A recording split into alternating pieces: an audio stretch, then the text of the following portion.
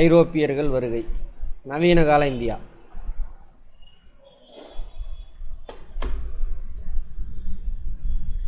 ஐரோப்பியர்கள் வருகையிலேருந்து தான் ஸ்டார்ட் ஆகுது. 1498 போர்ச்சுகீசியர் தான் ஃபஸ்ட்டு வருவாங்க. இப்போ அதுக்கு முன்னாடி யாரும் வரலையா சார் அப்படின்னா பார்த்துட்டோம். ஆரியன்ஸ் வந்திருக்காங்க கரெக்டாக. அப்புறம் அலெக்சாண்டர் அவங்க குரூப் வந்திருக்காங்க. அதுக்கப்புறம் நிறையா தொடர்பு இருந்திருக்கு. 1ஆம் நூற்றாண்டில் கூட என்ன பண்ணியிருக்காரு, ஒரு பாதிரியார் வந்திருப்பார் கிறிஸ்தவ மதத்தை பரப்புறதுக்கு. ஸோ ரொம்ப காலம் அதேமாரி நமக்கும் கிரேக்கர்களுக்கு நடுவில் தமிழர்களுக்கு அங்கே வர்த்தக தொடர்புலாம் இருந்திருக்கு. மொத்தம் ஒரு 3 ரூட், இந்த ரூட்டில் தான் போயிட்டு இருந்தது வர்த்தக தொடர்பு. பட்டு வழின்னு சொல்லுவாங்க. இந்த வழி கட்டாயிரும். ஏன்னா இந்த ஏரியாவில் ஓட்டாமான் எப்படி வேணாலும் சொல்லுவாங்க. OTTA அப்படின்ற ஒரு ராஜா வந்து இந்த ஏரியா பிடிச்சிக்குவான். பிடிச்சதுலேருந்து வரியெல்லாம் அதிகமாக போடுவான். 1400களில் வரி அதிகமாக போட்டோன்னா இவங்களுக்கு பொருள் கிடைக்காது. அதனால் வேறு வழி கண்டுபிடிக்கணும்னு ஐரோப்பியர்களுக்கு ஆசைப்பட்றாங்க. ஸோ ஒரு ஜட்ஜ்மெண்ட்டு இப்படி போனாருக்கா, ஒரு வேளை இந்த ஆப்பிரிக்காவுடைய தென்கோடி அடைஞ்சிட்டு இது எவ்வளோ எல்லாம் இருக்குன்னு அவனுக்கு தெரியாது. ஆப்பிரிக்காவை இப்படியே நம்மளாம் சுற்றிட்டு போனோம்னா அப்படி போனோம்னா இந்தியாவுக்கு போயிடலாம் அப்படின்ட்டு. இந்தியாவிலேருந்து ஏன் சார் அவனுக்கு முக்கியமான பொருள் வந்தே ஆகணுமா?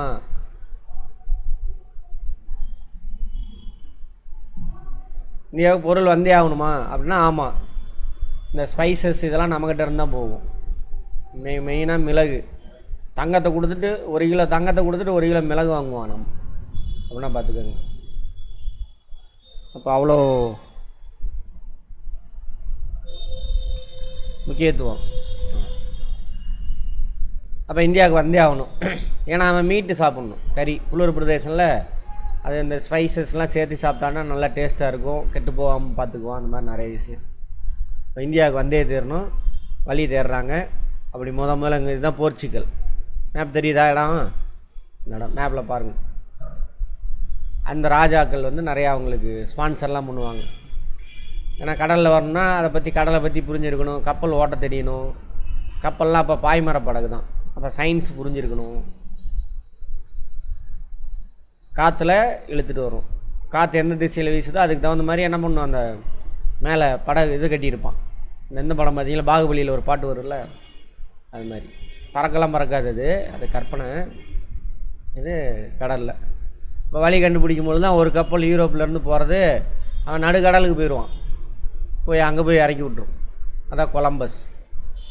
அவன் போய் இறங்கினோன்னா நம்ம இந்தியா மாதிரியே இருக்குது. அங்கே நம்ம இங்கே என்ன கிளைமேட் இருக்கோ அதே மாதிரி கிளைமேட்டு, தென்னை மரம் எல்லாமே இருக்குது, மிளகு அதெல்லாம் கிடைக்கிது. ஸோ இது இந்தியான்னு நினச்சிக்கிட்டாங்க. அப்புறம் தான் தெரியுது இந்தியா இல்லை அப்படின்னு. காற்று அடிச்சுட்டு போயிடும். இந்த கொலம்பஸ் சிட்டா சிறுதீவு அப்படின்னு பாட்டு வருதா, எழுதிட்டு போயிடும். அப்புறமேல அங்கேருந்து போனவன் தான் அமெரிக்க வெஸ்பிக்கி அப்படின்றவன். பக்கத்தில் ஏதாவது இருக்குதா அப்படின்னு தேடுறானுங்க. தேடும்பொழுது தான் இந்த கண்டமும் தெரிய வருது. அப்புறம் அந்த கண்டத்தை பிடிச்சி எல்லாம் பண்ணுவானுங்க, அதெல்லாம் விட்டுருங்க. அப்புறம் அதுக்கப்புறம்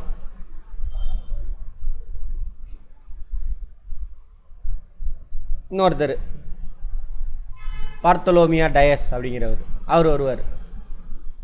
அவர் நம்ம என்ன கடலுக்குள்ளே சென்டரில் போனால் தான் எங்கேன்னு தெரியாமல் காற்று இழுத்துட்டு போயிடுது. ஸோ நம்ம இந்த கரையோரையவே வரலாம் அப்படின்னு கரையோரமே வருவார். அப்படியே வருவார், வந்து தென்கோடி அடைஞ்சிடுவார். அவங்களோட நம்பிக்கை என்னது, ஆப்பிரிக்காவுடைய தெற்கு முனையை அடைஞ்சோம்னா அங்கேருந்து வடகிழக்கில் போனால் இந்தியா. பார்த்தலோமியா டயஸ் என்ன பண்ணுறாரு, தென்கோடி அடைஞ்சிட்டாரு.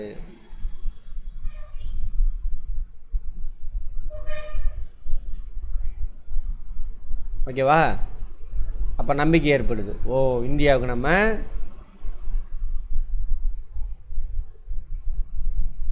போயிடலாம் அப்படின்னு நம்பிக்கை ஏற்படும். அப்புறம் இங்கே அடைஞ்சவொன்னே ரொம்ப கஷ்டப்பட்டு தான் அடைவாங்க. இந்த கடற்கரை ஓரமாக இருக்கக்கூடிய மக்கள்லாம் துரத்துவாங்க, போய் இறங்க முடியாது, ரொம்ப கஷ்டப்பட்டு இந்த அடைஞ்சிருப்பாங்க. ஸோ நம்பிக்கை வருது, இந்தியாவுக்கு போயிடலாங்க கடல் வழியில் அப்படின்னு. அதனால தான் இதுக்கு பேர் நன்னம்பிக்கை முனை அப்படிம்பாங்க. இந்த point cape of good hope, ஆப்பிரிக்காவுடைய தென்கோடி. அப்புறம் அதேமாரி பயங்கரமான புயல்னு அடிக்குவங்க வந்து இங்கே வந்து சேர்கிற டைமில். அதனால் புயல் முனைன்னு ஒரு பேர், கேப் ஆஃப் ஸ்ட்ரோம் அப்படிம்பாங்க. தி டெம்பஸ்ட்னு ஒரு படம், டெம்பஸ்ட்னாவே அந்த புயல் அந்த மாதிரி அர்த்தம். அந்த கதையை கூட இதை வச்சு தான் எழுதியிருப்பாங்க. சரி, ஷேக்ஸ்பியரோடது. யார் இங்கிலீஷ் லிட்ரேச்சரு யாரும் இல்லையா? சரி, அந்த மாதிரி அவர் போயிடுவார். அப்புறம் அவரோட டீமில் வந்தவராக தான் இருக்கணும் வாஸ்கோ ட காமா. அவர் தலைமையில் அடுத்து 1 வருஷம் 2 வருஷத்தில் இன்னொரு டீம் கிளம்பி வருது. இங்கே வந்து இப்படி வந்துட்டு நேராக 1498 எங்கே வந்து அடைகிறாங்க? இங்கே வந்து அடைகிறாங்க கேரளாவில். அங்கே வந்து சேர்றாங்க. சாமோரின் அப்படின்ற கேரளாவில் இருக்கக்கூடிய மன்னர் அவரை வர இருப்பார். கேட்பாங்க எல்லாமே கொஸ்டின். ஆனால் இந்த புக்கில் என்ன இருக்கோ அதை மட்டும் எடுத்துக்கோங்க. இது 11th புக்கில் இருக்கும், 11th இல்லைனா 12th இருக்கும். அது மட்டும் பார்த்துக்கோங்க. வந்து அடைகிறாரு ஃபஸ்ட்டு 1498. அதுக்கப்புறம் 2 தடவை வருவார். அப்புறம் இங்கேயே இறந்துடுவார்னு நினைக்கிறேன். அப்புறம் 1500லேருந்து 1600 வரைக்கும் வேறு யூரோப்பியன்ஸ் எவனுமே வரமாட்டான், யாரையும் விடமாட்டானுங்க போர்ச்சுகீசியர். இந்த ஏரியா ஃபுல்லாக அவன் தான் டாமினேட் பண்ணுவான். அரேபியர்களுக்கு இவனுக்கு சண்டையெல்லாம் நடக்கும். யாருக்கு? போர்ச்சுகீசியர். இந்த டைமில் வட இந்தியாவில் யார் இருப்பாங்க? ஆட்சி செய்வாங்க 1500களில்.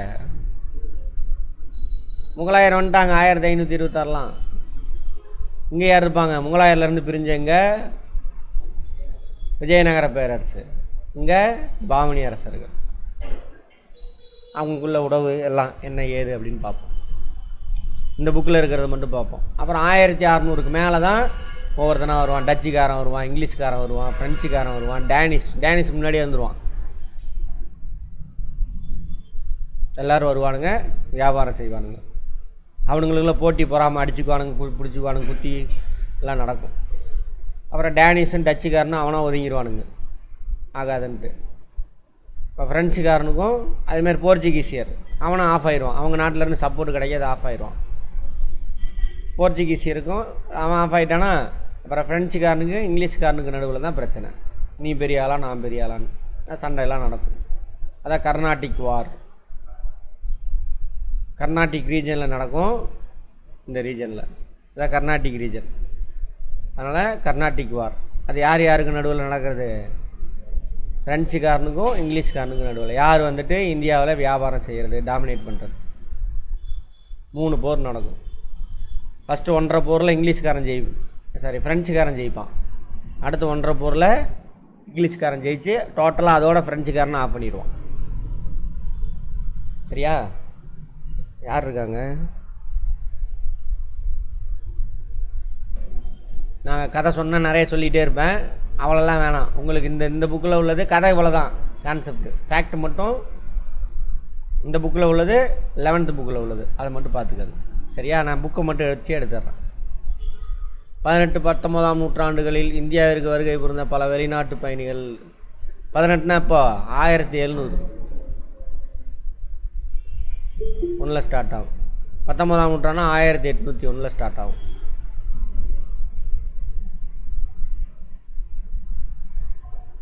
மணிமேகலை எங்கம்மா ரொம்ப நாளாக காணோம்? சரி, 1701 1800 வரைக்கும் 18ஆம் நூற்றாண்டு. 1800 1900 வரைக்கும் 19ஆம் நூற்றாண்டு. நிறைய பேர் வந்தாங்க, பயணிகள், வர்த்தகர்கள், ட்ரேடு வியாபாரம் செய்கிறதுக்கு, சமய பரப்பாளர்கள், இந்த கிறிஸ்டின் மிஷினரிஸ்லாம் வருவாங்க. பொதுப்பணி ஊழியர்கள், சிவில் சர்வீஸ் இங்கே வேலை செய்கிறதுக்காக வராங்க. அவங்க இங்கே வந்து தங்கியிருக்கிறாங்க. அவங்களுடைய எண்ணங்கள் உணர்வுகள்லாம் அங்கே விட்டுட்டு போகிறாங்கன்றாங்க. நவீன கால வரலாற்று நிகழ்வு அறிய சர்வதேச, தேசிய மற்றும் வட்டார அளவில் நமக்கு ஏராளமான எவிடன்ஸ், அந்த எவிடன்ஸை வச்சு தான் என்ன பண்ணுறாங்க, ஹிஸ்ட்ரியை ஃப்ரேம் பண்ணுறாங்க. அவங்க விட்டு போன எவிடன்ஸ் எழுதி வச்சுருப்பாங்க, கல்வெட்டு இருந்திருக்கும், இங்கே வந்து ஒர்க் பண்ணியிருப்பாங்க. அதெல்லாம் நம்ம புக்கை அங்கே ட்ரான்ஸ்லேட் பண்ணியிருப்பான், அவன் புக்கை நமக்கு ட்ரான்ஸ்லேட் பண்ணியிருப்பான். எல்லாம் யார்? அந்த யூரோப்பியன்ஸ். அதுலேருந்து கிடைக்குது நவீன இந்தியாவுக்கான ஆதாரங்கள். திரும்ப ஏன்டா அதுக்கு போகிறீங்க? சரி பார்ப்போம், சொல்கிறேன். நவீன இந்தியாவின் வரலாற்று ஆதாரங்கள். நாட்டின் அரசியல், அரசாங்கம் யார் ஆட்சி செஞ்சது, என்ன சமூகம் எப்படி இருந்தது, சமூகத்தில் பெண்கள் எப்படி இருந்தாங்க, கூட்டமாக இருந்தானா எப்படி வாழ்ந்தான், அப்புறம் பொருளாதாரம், மக்களோட வாழ்க்கை எப்படி இருந்துச்சு, என்ன மாதிரி வீட்டில் வசித்தான், என்ன மாதிரி ட்ரெஸ் பண்ணான், என்ன மாதிரி அலங்கரிச்சிக்கிட்டான். அதெல்லாம் பொருளாதார வாழ்க்கை. இது மாதிரி கலாச்சாரம், கல்ச்சுரல் ஆக்டிவிட்டீஸ், என்னென்ன டான்ஸு, பாட்டு பாடுறது, எப்படி ட்ரெஸ் பண்ணால், என்ன ஸ்டைலில் வீடு கட்டினா அப்படிங்கிறதெல்லாம் இதை பற்றிலாம் நமக்கு தெரியுதுன்றாங்க. போர்ச்சுகீசியர்கள், ரெண்டாவது வந்தவன் டச்சுக்காரன். முதல்ல வந்தவன் போர்ச்சுகீஸு, ரெண்டாவது டச்சு. டச்சுன்னா நெதர்லாந்து நாட்டுக்காரன். டச்சுக்கு இன்னொரு பேர் என்னது? நெதர்லாந்து. எல்லாமே அந்த மேப்பில் இருக்கும், போய் பாருங்கள், மேப் எடுத்து பார்க்கணும். அட்லஸ் இல்லாமல் இது பாருங்க. இதுதான் ஃப்ரெஞ்சுக்காரன், இது ஃப்ரெஞ்சு, இது இங்கிலாந்து, இவ்வளோதான் இங்கிலாந்து. இவன் தான் உலகமே அவங்க கண்ட்ரோலில் வச்சுருந்தான். இத்தினூண்டு நாடு பார்த்துக்க. அப்படின்னா இன்றைக்கி உண்டு இவ்வளோ தான் நாடு இங்கிலாந்தே. அப்புறம் வேறு என்ன சொன்னால், நெதர்லாந்து இந்த இடத்துல வரும், மேப் எடுத்து பாருங்கள். டேனிஷ் இந்த இடத்துல வரும். இந்த 4 பேர் தான். போர்ச்சுகீசியர் முன்னாடி சொல்லிட்டேன். 1 2 3 4 5 பேர், 5 பேர் வருவாங்க இந்தியாவுக்கு. ஃப்ரெஞ்சுக்காரர்கள், டேனிஷு, அப்புறம் ஃப்ரெஞ்சுக்காரன் தான் கடைசியில் வருவான். ஆங்கிலேயர்கள் தங்களுடைய அலுவலக செயல்பாடுகளை தங்களது அரசாங்க பதிவேட்டில் பதிவு செய்துள்ளனர். அவன் எப்பயுமே ரெக்கார்ட் பண்ணுவான். அங்கேருந்து இங்கே வியாபாரம் செய்ய வந்தாலும் இங்கே என்னென்ன நடந்துச்சு, எது நடந்துச்சு, இந்த டைமில் ரெக்கார்ட் பண்ணால் தான் நிறைய விஷயம். அந்த டார்வினோட தியரிலாம் இருக்குல்ல, டார்வினோட தியரி என்னது? பரிணாம வளர்ச்சி, அப்புறம் சர்வைவல் ஆஃப் ஃபிட்டஸ்ட்டு, இந்த தியரியெலாம் இந்த ரெக்கார்டை வச்சு தான் ஃப்ரேமே பண்ணுவாங்க. சரியா? பராமரிக்கப்பட்ட அவரது பதிவுகள், இந்தியாவில் அவர்கள் தொடர்பு பற்றிய நிறைய ஏகப்பட்டது இருக்குது. லிஸ்பன்னா அந்த போர்ச்சுகீஸ் தலைநகர். கோவா இங்கே, பாண்டிச்சேரி, சென்னை ஆகிய இடங்களில் ஆவண காப்பகங்கள் விலை மதிப்பட்ட வரலாற்று தகவலை பெட்டகம் உங்களா இருக்குது. ஆவண காப்பனா கவர்மெண்டோட ரெக்கார்டை பாதுகாக்கிற இடம். இங்கே எல்லாமே இவங்க காலத்தினுடைய ரெக்கார்ட்ஸ் எல்லாம் இருக்குது. அதை வச்சு தான் நம்ம என்ன பண்ணுறோம், நம்ம வரலாறை கொண்டுட்டு வரோம். ஆனால் இங்கே ஒரு குரூப் சுற்றிக்கிட்டு இருக்குது. இப்போ அவன் என்ன நினைக்கிறான்னா, அவன் நினைக்கிறது தான் வரலாறுன்னு மாற்றுறதுக்கு ட்ரை பண்ண. உண்மையாக நடந்தது இல்லை. அவனுங்க ஒன்று கற்பனை பண்ணிக்கிறானுங்க. 50,000 வருஷத்துக்கு முன்னாடி இவன் இருந்தான், அதே மாதிரி ஃப்ரேம் பண்ணணும்னு பார்க்குறாங்க. அவனுங்க தான் இந்த கலாச்சாரத்தை உருவாக்குனானுங்க. அவனுங்க மட்டும் தான் அறிவாளி, மற்றவங்களாம் அடிமை அப்படின்னு ஒரு குரூப்பு. எந்த குரூப்பு சொல்கிறேன்னு தெரியும். சான்றுகளின் வகைகள், எழுதப்பட்ட ஆதாரங்கள், நமக்கு ஏகப்பட்டது இருக்குது. எழுதப்பட்டது, அச்சிடப்பட்டு வெளியிடப்பட்டன, கலை, இலக்கியம், வரலாறு, அறிவியல் எல்லாத்த பற்றியும் எழுதியிருக்காங்க. இப்போ மக்களை பற்றி நமக்கு தெரிய முடியும். மார்க்கோ போலோ, இந்தியாவின் ஏராளமான செல்வம் பற்றி மார்க்கோ போலோ சொல்லியிருப்பார். எந்த நாட்டிலேருந்து வந்தார்னு பார்த்தோம் மார்க்கோ போலோ? வெனிஸ் நகர். வெனிஸ் தானே? ஆமாம். யார் காலத்தில்? விஜயநகர பேரரசு. அப்புறம் சில வெளிநாட்டு பயண குறிப்பு, அதெல்லாம் வச்சு தான் அவங்க நான் இந்தியாவில் செல்வம் இருக்குது அப்படின்னு சொல்லிட்டு இங்கே வரணும்னு ஆசைப்பட்றாங்க. ஆனந்தரங்கமாக தமிழ் வரலாற்று குறிப்பு ஆவணங்கள் முக்கியமாக இருக்க வேண்டிய ஒரு ஆனந்தரங்கம். பாண்டிச்சேரி பிரெஞ்சு வர்த்தகத்தில் மொழிபெயர்ப்பாளர் துபாஷி. யார் வந்திருப்பாங்க துபாஷினா? அவன் மட்டும் தான் இருப்பான். அவங்களெல்லாம் பெரிய இடத்துல யாரையுமே அவங்கள அனுபவத்துக்கே விட மாட்டான். யார் வந்து இங்கே ஆட்சியை பிடிக்கிறானோ, பவருக்கு வரானோ, பணம் இருக்கா, அவன்கிட்ட போய் ஒட்டிக்குவான். அவன் ஒட்டிக்கிட்டு நாங்கள் தாங்க இந்த சமூகம், நாங்கள் தாங்க எல்லாமே, நான் தாங்க அறிவாளி, அவங்களாம் அப்படிங்க அப்படின்னு போய் ஒட்டிக்குவான். அப்படின்னா 2ன்னு அர்த்தம். பாஷி 2 பாஷை பேசுகிறவனு அர்த்தம். நம்ம மொழியும் தெரியும் அவனுக்கு. அங்கேருந்து வரான் இல்லையா ஃப்ரெஞ்சுக்காரனா, ஃப்ரெஞ்சு கற்றுக்குவான். இதில் வந்து அதுக்கு டிரான்ஸ்லேட் பண்ணுறது, அதிலேருந்து இதுக்கு டிரான்ஸ்லேட் பண்ணுறது. ஏதோ ஒரு படத்தில் வருமே இந்த சீனு, யார் சொல்கிறீங்கன்னு பார்ப்போம். என்னம்மா? ஏதோ படத்தில் இந்த சீன் வருமே, என்ன படம்? மதராசப்பட்டினம் பார்த்தீங்களா? இல்லையா? மதராசப்பட்டினம் என்னம்மா படமெல்லாம் பார்ப்பீங்களா? உங்களுக்காக இனிமேல் லேட்டஸ்ட்டு படம்லாம் பார்க்கணும் போல் இருக்குது. சரி, மதராசப்பட்டினம் போய் பாருங்கள், அதில் இருப்போம். ஆமாவா? ஒருத்தர் இருப்பான், இதெல்லாம் கட்டிட்டு பூணூல் போட்டுட்டு, அவன் தான் துபாசி. இங்கேருந்து டிரான்ஸ்லேட் பண்ணுவான். அவனுக்கு நம்ம பேசுகிறது அவனுக்கு, அவன் பேசுகிறது நமக்கும். அந்த ஆள் தான் இந்த ஆனந்தரங்கம். தெரியுதா?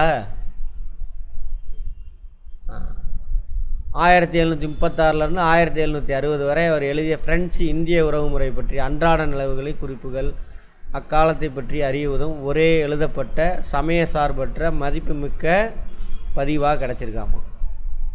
ஆனந்தரங்கம் அவர் அந்த பாண்டிச்சேரி பகுதி இருக்குல்லே அங்கே எழுதியிருக்காரு. பிரெஞ்சுக்காரனுக்கும் நமக்கும் நடந்த விஷயம். அரசியல் தீர்வுகளை வெளிப்படையாக விளக்கும் வரலாற்றாகும். இங்கிலீஷ்காரனுக்கு அவனுக்கு நடுவில் நடந்த சண்டைகள் எல்லாம் எழுதியிருக்காரு. அதில் எழுதப்பட்ட ஆதாரம்னா எது இலக்கியங்கள், பயணக்குறிப்புகள், நாட்குறிப்பு, டே பை டே என்னென்ன நடக்குதுன்னு எழுதுவாங்க. டைரி எழுதுகிறாங்கன்னு சொல்கிறாங்களா, அது சுயசரிதை, அவங்களுடைய வாழ்க்கை சொந்த வரலாறு எழுதுறது, துண்டு பிரசுரங்கள், அரசாங்க ஆவணங்கள், கையெழுத்து பிரதிகள், இதெல்லாம் எல்லாரும் ஆவண காப்பகங்கள். இந்த ஆவணத்தெல்லாம் பாதுகாத்து வைக்கிற இடம் இந்திய தேசிய ஆவண காப்பகம், புது டெல்லியில் இருக்குது. ஃபேக்டில் கேட்பாங்க, நோட் பண்ணிக்கோங்க. இந்திய தேசிய NAI ஆர்ச்சிவ்ஸ், ஓகேவா? புது டெல்லியில் இருக்குது. எங்கே இருக்குதுன்னு கேட்பாங்க. இது இந்திய அரசின் ஆவணங்களை பாதுகாக்கும் முதன்மை காப்பகம். இது கடந்த நிர்வாக முறைகள் புரிந்து கொள்வதற்கு நிறையா விஷயம் அங்கே இருக்குதுன்னு சொல்கிறாங்க. இதெல்லாம் நமக்கு தேவையில்லை, பேசின கதையை தான் பேசுகிறானு. ஆசியாவில் உள்ள ஆவண காப்பகங்களே மிகவும் பெரிது. அது எது? NAI ஆசியாவிலே பெருசாமா. ஜார்ஜ் வில்லியம் ஃபாரஸ்ட் என்பவர் இந்திய தேசிய ஆவண காப்பகத்தின் தந்தை. நோட் பண்ணிக்கோங்க, ஃபேக்டில் கேட்பான். இந்திய ஆவண காப்பகம் எங்கே இருக்குது? ஆசியாவிலே மிகப்பெரிய ஆவண காப்பகம் எது? ஆர்ச்சிவ்ஸ். இந்தியாவினுடைய ஆவண காப்பகத்தினுடைய தந்தையார் ஜார்ஜ் வில்லியம் ஃபாரஸ்ட். தமிழ்நாடு ஆவண காப்பகம், அங்கே கூட இப்போ ஒரு சிலை திறந்து வச்சாங்க தானே? யாரோட சிலை? பதிப்பாசனம். ஆர்ச்சிவ்ஸ் பேர் என்னது? ஆவண காப்பகத்துக்கு பதிப்பாசனம் சென்னையில் அமைந்துள்ளது. தென்னிந்தியாவின் மிக பழமையான மற்றும் மிகப்பெரிய களஞ்சியங்களில் ஒன்று. முன்னாடி மெட்ராஸ் மாகாணம்னு சொல்லுவாங்க. மெட்ராஸ் மாகாணம் இங்கே இருந்த தமிழ்நாடு, கேரளா விட்டுருங்க, அது தனி. ஆந்திரா, தெலுங்கானா, கர்நாடகா இதெல்லாம் சேர்ந்து ஒரிசா வரைக்கும் இருக்கும். பிரிட்டிஷ்காரன் பீரியடில் இதெல்லாம் ஒரே ஸ்டேட். மாநிலம்னு சொல்கிறோம்ல, அப்போ ப்ராவின்ஸ் அப்படின்னு சொல்லுவாங்க. இப்போ மாநிலம்னு சொல்கிற மாதிரி. தமிழில் மாகாணம்.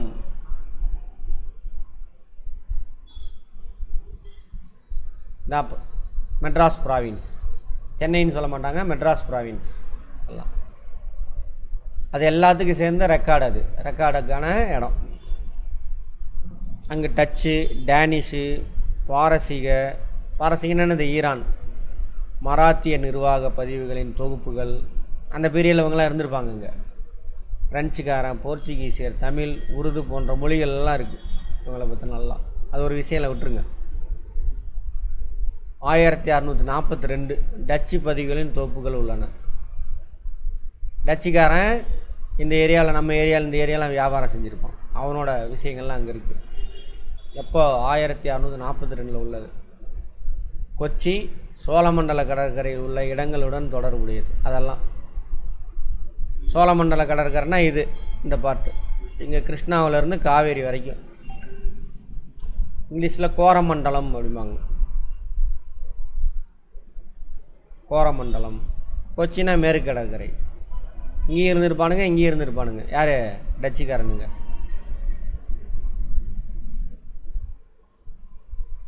அடுத்து டேனிஷ் பதிவு. டேனிஷ்காரனுங்க அவனுங்களும் இருப்பானுங்க. டாட்வெல் என்பவரின் பெரும் முயற்சியில் 1917ஆம் ஆண்டு சென்னை நாட்குறிப்பு பதிவுகள் வெளியிடப்பட்டது. இதை நோட் பண்ணிக்கோங்க, ஃபேக்ட். இதெல்லாம் கூட அவ்வளோவா முக்கியம் இல்லை, விட்டுருங்க. டாட்வெல் முதல்ல சென்னை நாட்குறிப்பு பதிவு வெளியிட்டவர் யார்? டாட்வெல். எந்த வருஷம்? 1917. 1917னா ஃபஸ்ட்டு வேர்ல்டு வார் நடந்துக்கிட்டு இருக்கு. அப்போது கதை மாதிரி கவனிக்கணும். பயன்பாட்டு பொருள் ஆதாரங்கள். பயன்படுத்திட்டு போன பொருள்லாம் விட்டுட்டு போகிறாங்கல்ல, அந்த எவிடன்ஸ் அது ஏகப்பட்டது இருக்குது. கோட்டை, கீட்டை, கொத்தளம், டேவிட் கோட்டை பார்த்தோம் இல்லையா? நேற்றே சொல்லியிருப்பேன். 3 முக்கியமான கோட்டைகள். போர்ட்டு அப்படின்பாங்க. Fort, FORT. அந்த போர்ட்னா துறைமுகம். போட்டாச்சா? அங்கே வைங்க, அங்கே வைங்க, அவர்கிட்ட கொடுங்க.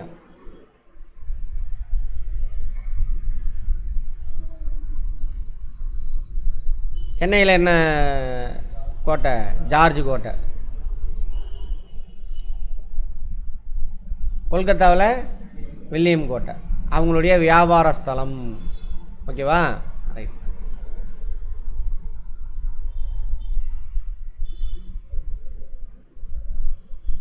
இந்திய கட்டிடக்கலை, தொழில்நுட்பம், இந்த மாதிரி ஏகப்பட்டது இருக்குது. புனித பிரான்ஸ் ஆலயம் கொச்சியில். கொச்சினாவே போர்ச்சுகீசியர் இடம் கொச்சி. புனித லூயிஸ் கோட்டை பாண்டிச்சேரியில், பிரெஞ்சுக்காரனுது. புனித ஜார்ஜ் கோட்டை எங்கே? சென்னையில். டேவிட் கோட்டை அதெல்லாம் அவனுக்கு இங்கிலீஷ்காரன் பீரியடில் கட்டினது.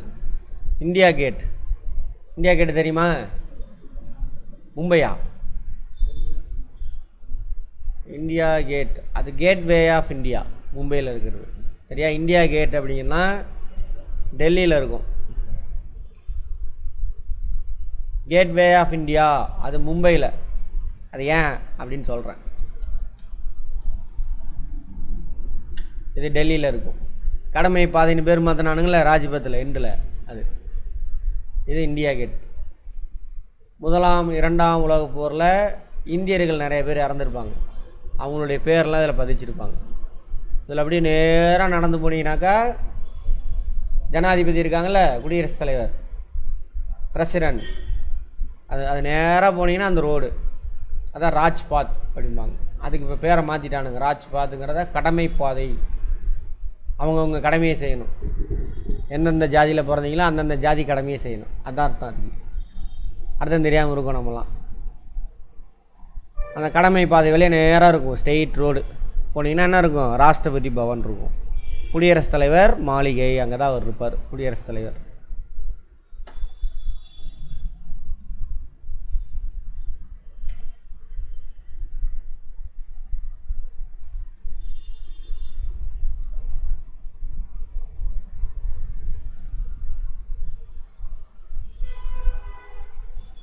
இதான் ராஷ்டிரபதி பவன், இதான் இந்தியா கேட், இதான் அவங்க ராஷ்டிரபதி பவன். ஓகேவா? இங்கே தான் கொடியேற்றுவாங்க. குடியரசு தினத்து அன்னைக்கு குடியரசுத் தலைவர் கொடியேற்றுவாங்க. டெல்லி பாராளுமன்றம் இதெல்லாம் அவங்க கட்டினது. குடியரசுத் தலைவர் மாளிகை இதெல்லாமே அவனுங்க யூரோப்பியன்ஸ் கட்டினது.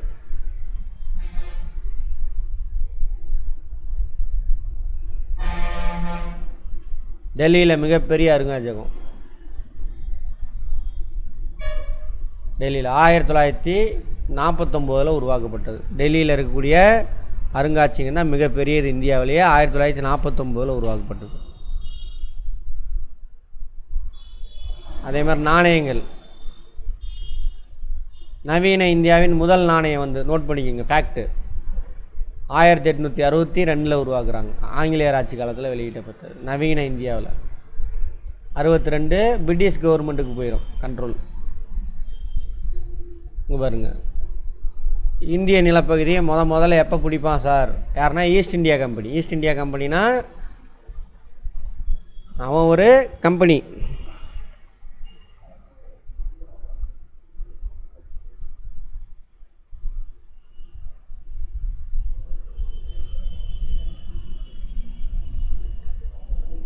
கிழக்கிந்திய கம்பெனி, ஆங்கில கிழக்கிந்திய கம்பெனி.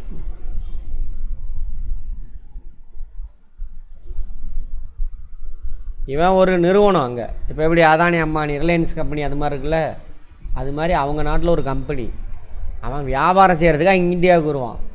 வந்து இந்திய நிலப்பகுதியை பிடிச்சி அரசாங்கம் நடத்துவான். வியாபாரமும் செய்வான். அவன் பொருளை கொண்டு வந்து இங்கே விற்றுக்கிட்டு இருப்பான். அங்கே உள்ள பொருளை வாங்கிட்டு போவான். ப்ளஸ் நம்ம நாட்டுக்கு அரசாங்கம் இப்போ செய்கிறாங்கல்ல, சட்டம் உருவாக்குறது, ரோடு போடுறது, இந்த வேலையும் செய்வானுங்க. பார்த்துக்கோங்க, ஒரு கம்பெனி, ஒரு நிறுவனம் வந்து ஒரு நாட்டை பிடிக்குதுன்னா பார்த்துக்கோங்க. இவன் தான் ஃபஸ்ட்டு பண்ணிக்கிட்டு இருப்பாங்க. அதுக்கப்புறம் கொஞ்ச நாள் என்ன ஆகுனாக்கா, அங்கே ஈஸ்ட் இந்தியா கம்பெனி மாதிரி இங்கே அதானி கம்பெனி இருக்கான்னு வச்சுக்கோங்க, அம்பானி கம்பெனி இருக்குது, டாட்டா இருக்குது, இவங்களாம் இருக்காங்கல்ல, அதேமாதிரி அங்கே இருக்காங்க. அதானிக்கு மட்டும் ஒரு நாடு பிடிச்சி கொடுத்துட்டாரு மோடிஜின்னு வச்சுக்கோங்க. மற்ற கம்பெனிலாம் என்ன பண்ணுறான்? அதானியை பிடிச்சி கம்ப்ளைண்ட் பண்ணிக்கிட்டே இருப்பான். நம்ம மக்கள்கிட்ட பத்திரிகையில் எழுதுவான், ஏங்க அதானி போய் அங்கே கொள்ளையடிக்கிறாங்க இங்கே கொள்ளையடிக்கிறாங்கன்ட்டு தூண்டி விட்டுக்கிட்டே இருப்பாங்க. அப்போ ஒரு ஸ்டேஜில் நீ இந்தியாவில் அரசாங்கம் நடத்தாத, வியாபாரம் மட்டும் பண்ணு, இந்திய அரசாங்கத்தை நாங்களே பார்த்துக்கிறோன்ட்டு அவங்க நாட்டு கவர்மெண்ட் அவன்கிட்டருந்து பிடிங்கிக்கும். புரிஞ்சுதா? அப்படி ஈஸ்ட் இந்தியா கம்பெனி முதல்ல இந்தியாவில் லேண்டு பிடிச்சது 1764. என்ன போர்? பக்சார் போர். பக்சார் அப்படின்ற இடத்துல சண்டை நடக்கும். இங்கே வங்காளம் ஃபுல்லாக பிடிச்சிக்குவான். யார்? East India Company. பிடிச்சிக்கிட்டு அந்த ஏரியாவுக்கு நான் தான் ராஜான்ருவான் முதல்ல. அப்போ அதிலிருந்து 1858 வரைக்கும் இந்தியாவை ஆட்சி செய்கிறது யார்? East India company. 1857 ஒரு வட இந்தியாவில் ஒரு பெரிய போர் நடந்திருக்கு, எல்லோரும் கேள்விப்பட்டிருப்பீங்க. மாபெரும் கழகம், முதல் இந்திய சுதந்திர போர், சிப்பாய் கழகம், அப்போல்லாம் கேள்விப்பட்டிருக்கீங்களா? 10வது வரைக்கும் படிச்சிருப்பீங்களே இல்லையா? ஐயோ, இன்னும் எல்லாம் புதுசாக உட்காந்துருக்கீங்க. சரி, கதை மாதிரி கவனிங்க. இப்போ ஸ்கூல் கிளாஸ் மாதிரி உட்காந்துருக்கா மாதிரி, ஸ்கூல் காலேஜ் மாதிரி கதையாக கவனிங்க. அப்போது பெரிய கலகம் நடக்கும். அப்போ கலகம் நடந்தவுடனே என்ன பண்ணுறாங்க? அவங்ககிட்டருந்து பிடிங்குவான். ஈஸ்ட் இந்தியா கம்பெனி இந்தியாவில் அரசாங்கம் நடத்தாத, அரசாங்கம் சட்டத்திட்டம் உருவாக்குற, ரோடு போடுறது எல்லாமே ஈஸ்ட் இந்தியா கம்பெனி பண்ணாத, நாங்கள் பிரிட்டிஷ் கவர்மெண்ட்டே பண்ணிக்கிறோம், அவங்க நாட்டில் இருக்கிற கவர்மெண்ட்டு நாங்களே பண்ணிக்கிறோன்னு இவன்கிட்டருந்து பிடிங்கிக்கும் 1858. இப்போ பிரிட்டிஷ் கவர்மெண்ட் அவங்க நாட்டு பார்லிமெண்ட்டில் நமக்கான சட்டத்தை போட்டு கொடுப்பாங்க. அந்த சட்டத்தை எடுத்துகிட்டு வந்து இங்கே செயல்படுத்துவாங்க. அதுக்காக இங்கே ஒரு ஹெட்டு வச்சுருப்பாங்க. அந்த ஹெட்டுக்கு பேர் வைஸ்ராய். ஈஸ்ட் இந்தியா கம்பெனி இருக்கிற வரைக்கும் கவர்னர் ஜெனரல் ஆஃப் இந்தியான்னு இருக்கும். இப்போ இருக்கார்ல பிரைம் மினிஸ்டர், அந்த போஸ்ட்டு.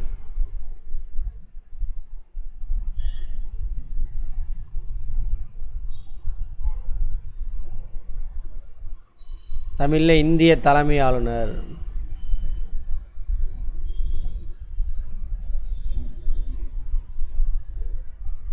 ஈஸ்ட் இந்தியா கம்பெனியுடைய ஹெட்டு, ஆங்கில கிழக்கு இந்தியா கம்பெனியோட ஹெட்டு, அவன் இந்தியாவுக்கான பிரைம் மினிஸ்டர் அப்படின்னு வச்சுக்கோங்க. அவனுக்கு பேர் தான் இது. அதேமாதிரி ஈஸ்ட் இந்தியா கம்பெனிகிட்ட இருந்து ஆட்சியை பிடிங்கிட்டாங்களா, இந்தியாவோட ஹெட்டு டைட்டிலை மாற்றிடுவாங்க. வைஸ்ராய் ஆஃப் இந்தியா 58 இந்திய வைஸ்ராய்.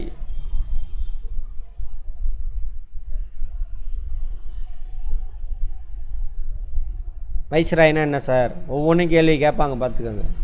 ராணியின் பிரதிநிதி, இங்கிலாந்து ராணி இருக்காங்களே அவங்களோட பிரதிநிதி.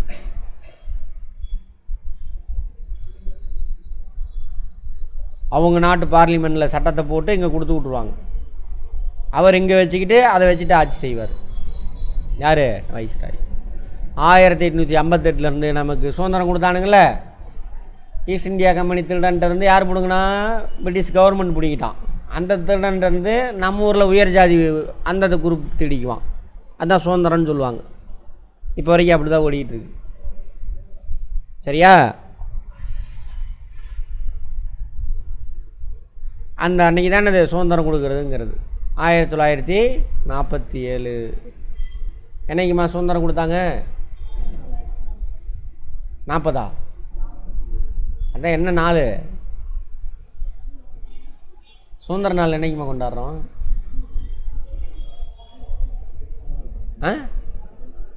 ஆகஸ்ட் 15. அதுக்கே இவ்வளோ நேரம் ஆயிடுச்சா? சரி. ஆனால் நமக்கு தான் சுதந்திரம் கிடைக்கலையே இன்னும். கரெக்டு தான். சரி, எவன்டே அடிமையாக இருக்கிறோம், இன்னும் சுதந்திரம் கிடைக்கல. அந்த அன்னைக்கு வரைக்கும் என்னது? இந்தியாவுக்கு பிரைம் மினிஸ்டருக்கு பேர் என்ன? வைஸ்ராய். சரியா? சரி, அப்படியே கொஞ்சம் கொஞ்சமாக சொல்கிறேன்.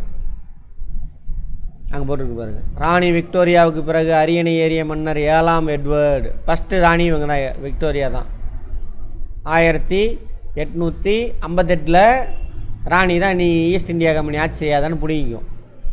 1858 அதை விக்டோரியா பேரறிக்கை அப்படின்னு சொல்லுவாங்க. அவங்களுக்கு பின்னாடி ஆட்சிக்கு வரவர் ராணி வரல, மன்னர் வரார், 7ஆம் எட்வர்டு. அவர் முதல்ல அவரோட உருவம் தாங்கிய நாணயத்தை வெளியிடுறாங்க. எப்போ? 62. ரிசர்வ் வங்கி 1935 உருவாக்குறாங்க. ரிசர்வ் வங்கியோட வேலை என்ன? அவன் தான் பணத்தெல்லாம் அச்சடித்து வெளியிடுறது. நாணயங்கள், ₹1 நோட்டை தவிர மற்ற பணத்தெல்லாம் அச்சடித்து வெளியிடுறவன் யார்? ரிசர்வ் வங்கி. அந்த ரிசர்வ் வங்கி உருவான ஆண்டு 1935. அடுத்து மன்னர் 6ஆம் ஜார்ஜ் உருவம் தாங்கி இந்தியாவின் முதல் ₹5 நோட்டு. ஃபேக்டில் கேட்பான். 1938 ரிசர்வ் வங்கி வெளியிடுறாங்க. இந்தியாவுக்கான முதல் ₹5 நோட்டு எந்த வருஷம் வெளியிடுறாங்க? ஆர்பிஐ வெளியிடுறான் 1938. 1601 புனித டேவிட் கோட்டை ஆங்கிலேயரால் கடலூரில் கட்டப்பட்டது. முன்னாடி பார்த்தோம் இல்லையா? இதுதான் கோட்டை. அவ்வளோதான், சமூகமே அவ்வளோதான். அப்போதைக்கு பாப்புலேஷனே ஒரு எவ்வளோ இருப்பாங்க? இந்தியாவிலேயே ஒரு 20 கோடி பேர் இருந்திருப்பானுங்க மொட்டை இந்தியாவிலேயே. ஓகேவா? இந்த பாருங்க, இதுதான் அந்த ரூட்டு. இருங்க வந்துடுறேன், ஒரே நிமிஷம். வாஸ்கோ ட காமாவுடைய கடல்வெளி பயணம். க்ரீன் கலர் அவர் வந்தது. அப்பயும் அது வரைக்கும் போயிருக்கு. ரொம்பலாம் போக மாட்டாங்க, இதை ஒட்டியே தான் வருவாங்க. வந்துட்டு நன்னம்பிக்கை முனை வந்துட்டு இப்படி இங்கே வருவாங்க. இங்கே ஒரு தமிழர் இருப்பார், அவர் தான் இங்கே கூட்டிகிட்டு வருவார் அப்படின்ற மாதிரிலாம் சொல்கிறாங்க. அது எந்தளவுக்கு தெரில. மொம்பாசா அங்கே வந்துட்டு போகிறாரு. மாலிந்தி மொம்பாசா அங்கே வந்துட்டு படமாக போட்டிருக்கானுங்க.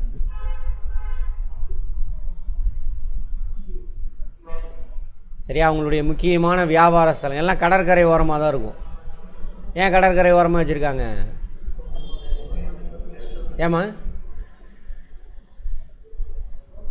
ஏன் கடற்கரை ஓரமா? அப்போ தான் நீச்சல் அடிக்கிறதுக்கு வசதியாக இருக்குமா? ஏன் கார்த்திகேயன்? Very good. அங்கேருந்து கப்பல் வருது, நிற்கும். இப்போயுமே வந்துட்டு ஏற்றுமதி இறக்குமதியெலாம் கப்பல் வழியாக தான் நடக்கும். இங்கே போட்டு இருக்கா, அங்கே வந்து கப்பலை நிறுத்திடுவான். அவன் பொருளை இறக்கி வச்சுட்டு இங்கே நம்ம ஊரில் அவனுக்கு தேவையான பொருள்லாம் இங்கேருந்து வாங்கிட்டு வந்து இங்கே வச்சுருவானுங்க. சரியா? அவன் கப்பலை வந்து இறக்கணுன்னே அதுலேருந்து ஏற்றிட்டு கப்பல் கிளம்பிடும். இங்கே ஆளுங்க இருப்பாங்க. ஃபேக்ட்ரின்னு சொல்லுவாங்க இதுக்கு பேர். ஆனால் ஃபேக்ட்ரி கிடையாது, வியாபார ஸ்தலம். இங்கே ஆளுங்க இருப்பாங்க. அதை எடுத்துகிட்டு போய் அவன் நாட்டிலேருந்து உற்பத்தி ஆகி வந்துச்சுல, அந்த பொருளை எடுத்துகிட்டு போய் இங்கெல்லாம் சேல் பண்ணுவாங்க. 23ஆம் புலிகேசி பார்த்தீங்கன்னா தெரியும். அப்படி சேல் பண்ணுறதுக்காக தான் அவன் ரயில்வே ட்ராக்லாம் போட்டான். இந்தியர்கள்லாம் பாவம், அவங்களுக்கெல்லாம் ரோடு வசதி, சாலை வசதி, ரயில்வே ட்ராக்லாம் செஞ்சு கொடுக்கணும்லாம் செய்யலாமே. அவன் நோக்கம் என்னது? அவன் பொருளை எடுத்துகிட்டு போய் சேல் பண்ணணும். இந்த போர்ட்லேருந்து ரயில்வே ட்ராக் போட்டு அங்கேருந்து ரோடு போட்டு அந்த ஊர் பக்கம் எல்லாத்துக்கும் கொண்டு போய் சேல் பண்ணுவாங்க. அதுக்கு தான் ரயில்வே ட்ராக் போட்டாங்க. சரியா? 5 பேர், போர்ச்சுகீசியர், ஃப்ரெஞ்சுக்காரன் தான் கடைசியில் வந்து இருப்பான். டச்சுக்காரனோ லேண்டு. இந்த மேப்பை கொடுத்துட்டு இங்கே யார் இருந்தாங்க அப்படின்னு கேட்கலாம். பார்த்துக்கோங்க, யார் கட்டுப்பாட்டில் இருந்துச்சு அப்படின்னு கேட்கலாம். ஒரு 4 இடத்த கொடுத்துட்டு மேட்ச் பண்ண சொல்லி கேட்கலாம். சரியா? அதனால் இதையும் பார்த்து வச்சுக்கோங்க. ஐரோப்பியர்கள் வருகை சொன்னோம் இல்லையா? 15ஆம் நூற்றாண்டில் அங்கே எங்கே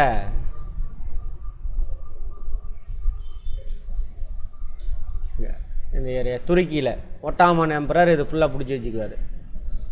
அப்போ பொருளுக்கெல்லாம் அதிக வரி போடுவார். அப்போ பொருளோட விலை அதிகமாகிடுது, பொருள் கிடைக்க மாட்டேங்குது. 1453 துருக்கியர்களால் கான்ஸ்டாண்டினோபிள் துருக்கி தான், அதாவது ஏசியா மைனர்னு சொல்லுவாங்க. இந்த இடத்துல ஏசியாவையும் யூரோப்பையும் இணைக்கக்கூடிய ஒரு சின்ன லேண்ட் அது. அதான் கான்ஸ்டாண்டினோபிள். இந்த இடம் பக்கத்தில் இருக்கும். அது வழியாக தான் போகணும். அதை துருக்கியர்கள் கைப்பற்றாங்க. ஏசியா மைனர்னு சொல்லுவாங்க இன்னொரு பேர்.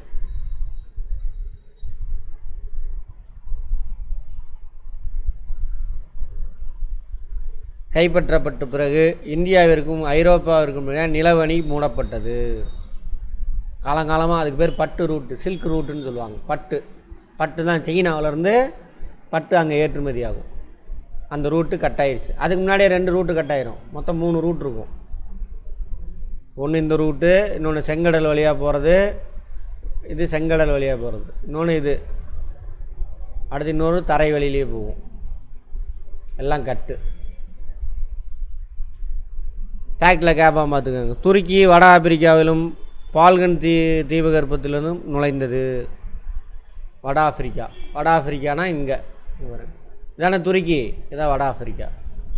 பால்கன் தீவு இங்கே ஏதாவது ஒரு தீவு இருக்கும், அந்த வழியாக தான் வந்தாகணும். எல்லாம் முடிஞ்சு போச்சு. இது ஐரோப்பிய நாடுகளை கிழக்கு நாடுகளுக்கு புதிய கடல் வழியை கண்டுபிடிக்க தூண்டியது. கேட்பான், ஸ்டேட்மெண்ட்டில் கேட்பான் பார்த்துக்கோங்க. இது ஐரோப்பிய நாடுகளுக்கு இந்த வழியாக தானே வந்துட்டு இருந்துச்சு கட்டு. அப்போ கடல் வழியில் தான் போகணும், இவன் இல்லாமல் நமக்கு வேறு வழியில் பொருளை வாங்கிட்டு வரணும் அப்படின்னு தூண்டுது. இதுலேருந்து என்ன தெரியுது? இதனால தான் கடல் வழி கண்டுபிடிச்சான். கடல் வழி கண்டுபிடிக்க போய் தான் ஏகப்பட்ட இன்றைக்கி நம்ம மாடர்ன் லைஃபுக்கு வந்தது காரணமே அவனுக்கு கடல் வழி கண்டுபிடிச்சது தான் இந்தியாவுக்கு. இதுலேருந்து என்ன தெரியுது? வாழ்க்கைக்கு ஒரு விஷயம் இருக்குது. என்ன? கான்ஸ்டாண்டினோவில் கைப்பற்றிட்டான். அவனுக்கு யூரோப்புக்கு வர வேண்டிய பொருள்லாம் வரல. பிரச்சனையாது. பிரச்சனை எங்கன்னு என்ன பண்ணக்கூடாது? ஆஃப் ஆகக்கூடாது. வேறு வழி தேடணும் வாழ்க்கையில். அதான் வாழ்க்கையில் கற்றுக்கிறது. வரலாறு அதுக்கு தான் படிக்கணும். இந்த வருஷம் சண்டை போட்டான், இவன் ஆட்சி செஞ்சான், அது கிடையாது. பிரச்சனை வரும்பொழுது எப்படி அடுத்த லெவலுக்கு போகிறான் மனுஷன் அப்படின்னு புரிஞ்சுக்கிறது தான் அது. ரூட்டு கட் ஆயிடுச்சு, பிரச்சனை என்னடா பண்ணுறன்னு இந்த வழி தேடுறான். அதுதான் கடல் வழி கண்டுபிடிச்சி. இதோட விளைவு தான் வட அமெரிக்கா, தென் அமெரிக்காலாம் யூரோப்பியன் கண்டுபிடிக்கிறான். அங்கே உள்ள வளத்தெல்லாம் எடுத்துகிட்டு போய் பொருளை தயாரித்து திரும்ப அங்கேயே கொண்டு போய் வச்சு பயங்கர பணக்காரன் ஆகிட்டானுங்க. அப்போ ஆனவனுங்க தான் இன்றைக்கி யூரோப்பியன்ஸ். வேலைக்கே போக மாட்டானுங்க அவனுங்களாம். நிறைய பேர் ஃப்ரெண்ட்ஸுக்காரெலாம் இங்கே நம்ம ஊரில் பாண்டிச்சேரிலாம் பாருங்க, சும்மா எப்போ பார்த்தாலும் இங்கேயே தான் கிடப்பானுங்க. எங்கடா வருமானம் அங்கேருந்து வந்துக்கிட்டு இருக்கும். இந்த காலத்தில் அவனுக்கு சம்பாரித்த சொத்து, அவங்க பாட்டனுங்க இருக்கானுங்களா, அவனுக்கு சம்பாரித்த சொத்து. புரிஞ்சுதா? அப்போ பிரச்சனை வருதுன்னு என்ன பண்ணக்கூடாது? தோண்டு போயிடக்கூடாது. வரலாறு அதுக்கு தான் படிக்கணும். வடிவேல் சொல்லுவானே, அவன் ஜோக் அடிச்சுட்டு போயிட்டான், அவன் சொன்னதெல்லாம் பொன்மொழிகள் மாதிரி, திருக்குறள் மாதிரி. வரலாறு மிகவும் முக்கியம் அமைச்சரே.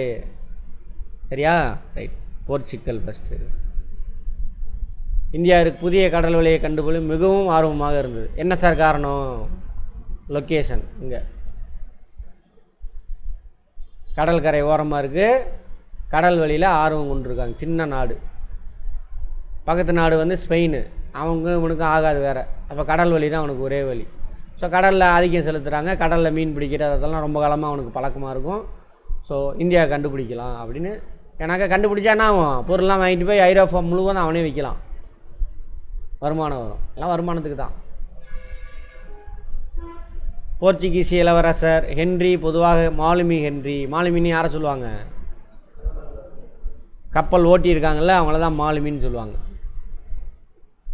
கப்பல் ஓட்டுறவன் இருக்கால மாலுமி. அவர் மாலுமிலாம் கிடையாது. அந்த கப்பல் இயக்கிறது சம்மந்தமான ஸ்கூல்லாம் நடத்துவார். அதுக்கு நிதியெல்லாம் கொடுப்பாங்க. கப்பல் எப்படி இயங்குது, கப்பல் எப்படி வடிக்கணும், சரியா, பாய்மரப்படகெல்லாம் எப்படி யூஸ் பண்ணணும், எந்த மாதிரி காற்றடிச்சு எந்த மாதிரி இது பண்ணணும், இதெல்லாம் கற்றுக் கொடுப்பாங்க. அப்புறம் கப்பல் கட்டுறதுக்கான தளம். ஸோ இந்த ஸ்கூலுக்கு எல்லாத்துக்கும் ஒரு நிதி உதவி கொடுப்பாரு. அதை வச்சு தான் அவங்க கப்பல் எடுத்துகிட்டு வருவாங்க. அதனால் அவருக்கு மாலுமி ஹென்றி. எந்த நாட்டு இளவரசர்? போர்ச்சுகீசிய மன்னன். மேப் பார்க்குறப்ப என்ன பண்ணணும்? இது முழுவதும் மனசில் வச்சுட்டு பார்க்கணும். கரெக்டாக எல்லா கிளாஸ் அட்டன் பண்ணிவிட்டு அப்புறம் டெய்லி கரண்ட் அஃபேர் அப்டேட் பண்ணிகிட்டு இருந்தீங்கன்னா இந்தியாவிலே பயங்கர அறிவாளியாகிடுவீங்க. எல்லா கிளாஸ் அட்டன் பண்ணணும். நம்ம கிளாஸை நீ இன்னைக்கு நினச்ச வேலைக்கு போகலாம், கை நிறைய சம்பாதிக்கலாம். சாகிற வரைக்கும் எல்லாத்துக்கும் வயசு கம்மி தான். கரெக்டாக யூஸ் பண்ணுங்கள்.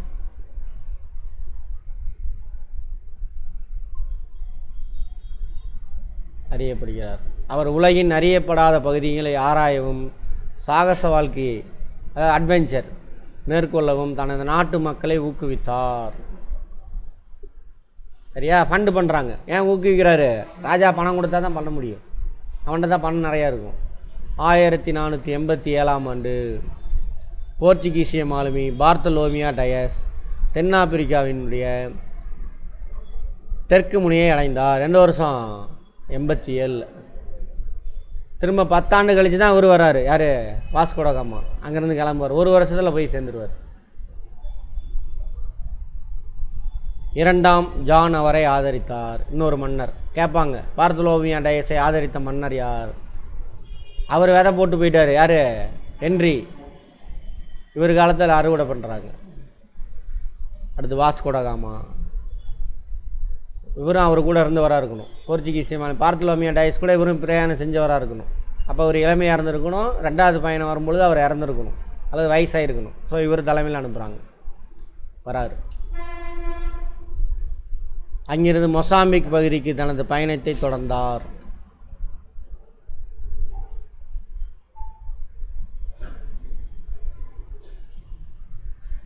மொசாம்பிக் அப்படியே கடற்கரை ஓரமாக போகிறார். அடுத்தது மொம்பாசா, அங்கே போகிறாரு. மலிண்டி, எதுக்கு கடற்கரைக்கு போகணும்?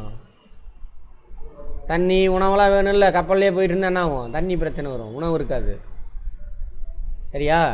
அப்போ அதுக்கெல்லாம் தேவை. அதனால் அங்கங்கே அப்போ தான் போகும்பொழுது அந்த உள்ள மக்கள் வந்து அடித்து துரத்துவாங்க. இதெல்லாம் தான் இங்கிலீஷ்காரன் வந்துட்டு படமாக எடுப்பானுங்க. இந்த வரலாற்றில் பதிவு பண்ணியிருக்காங்கல்ல, அதை படமாக எடுப்பாங்க. அதை என்னமோ பயங்கரம் நம்ம ஆவோன்னு பார்த்துட்டு இருப்போம். வரலாற்று பதிவுகள் தான் அதெல்லாம். இவனுக்கு எழுதி வச்சுருப்பானுங்க, இந்த மாதிரி நாங்கள் போனோம், இந்த மக்கள் வந்து எங்களை இப்படி தாக்குனாங்க, அவங்க இப்படி இருந்தாங்க, ஹைட்டாக இருந்தாங்க, குட்டையாக இருந்தாங்க, கருப்பாக இருந்தாங்க, வெள்ளையாக இருந்தான், அப்படிலாம் எழுதி வச்சுருப்பாங்க. அதை வச்சு தான் அந்த படம்லாம் எடுப்பாங்க, இங்கிலீஷ் படம்லாம். நம்ம ஊரில் ஒரே பேட்டர்ன் தான் படம்னா, நம்ம தானே. ஒரு ஹீரோ இருப்பார், ஹீரோயின் இருப்பாங்க, 2 பேர் லவ் பண்ணுவாங்க. அதுக்கு இடைஞ்சலாக இருப்பாங்க அவங்க சொந்தக்காரங்க. அதை மீறி எப்படி சக்ஸஸ் ஆனார், அது ஒன்று இருக்கும். அப்படிலாம் ஒரு ஹீரோ இருப்பார், அந்த ஊர் மக்களுக்கு ஏதாவது பிரச்சனை இருக்கும், அந்த ஊர் மக்களை இவர் போய் காப்பாற்றுவார். இதுக்கு நடுவில் 20 நிமிஷத்துக்கு 20 நிமிஷமாக பிரிச்சிடுவான். 5 நிமிஷம் ஜோக்கு, 5 நிமிஷம் பாச போராட்டம், 5 நிமிஷம் காதல், 5 நிமிஷம் ஒரு என்னது ஒரு சாங்கு.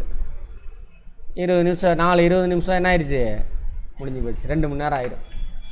அது ஒரு படம். அவனுங்க அறிவியல் பூர்வமாக அன்னையிலேருந்து இன்றைக்கி வரைக்கும் இதே பேட்டர்ன் தானே இருக்கும் பாருங்கள். அப்படி தானே இருக்குது படம்.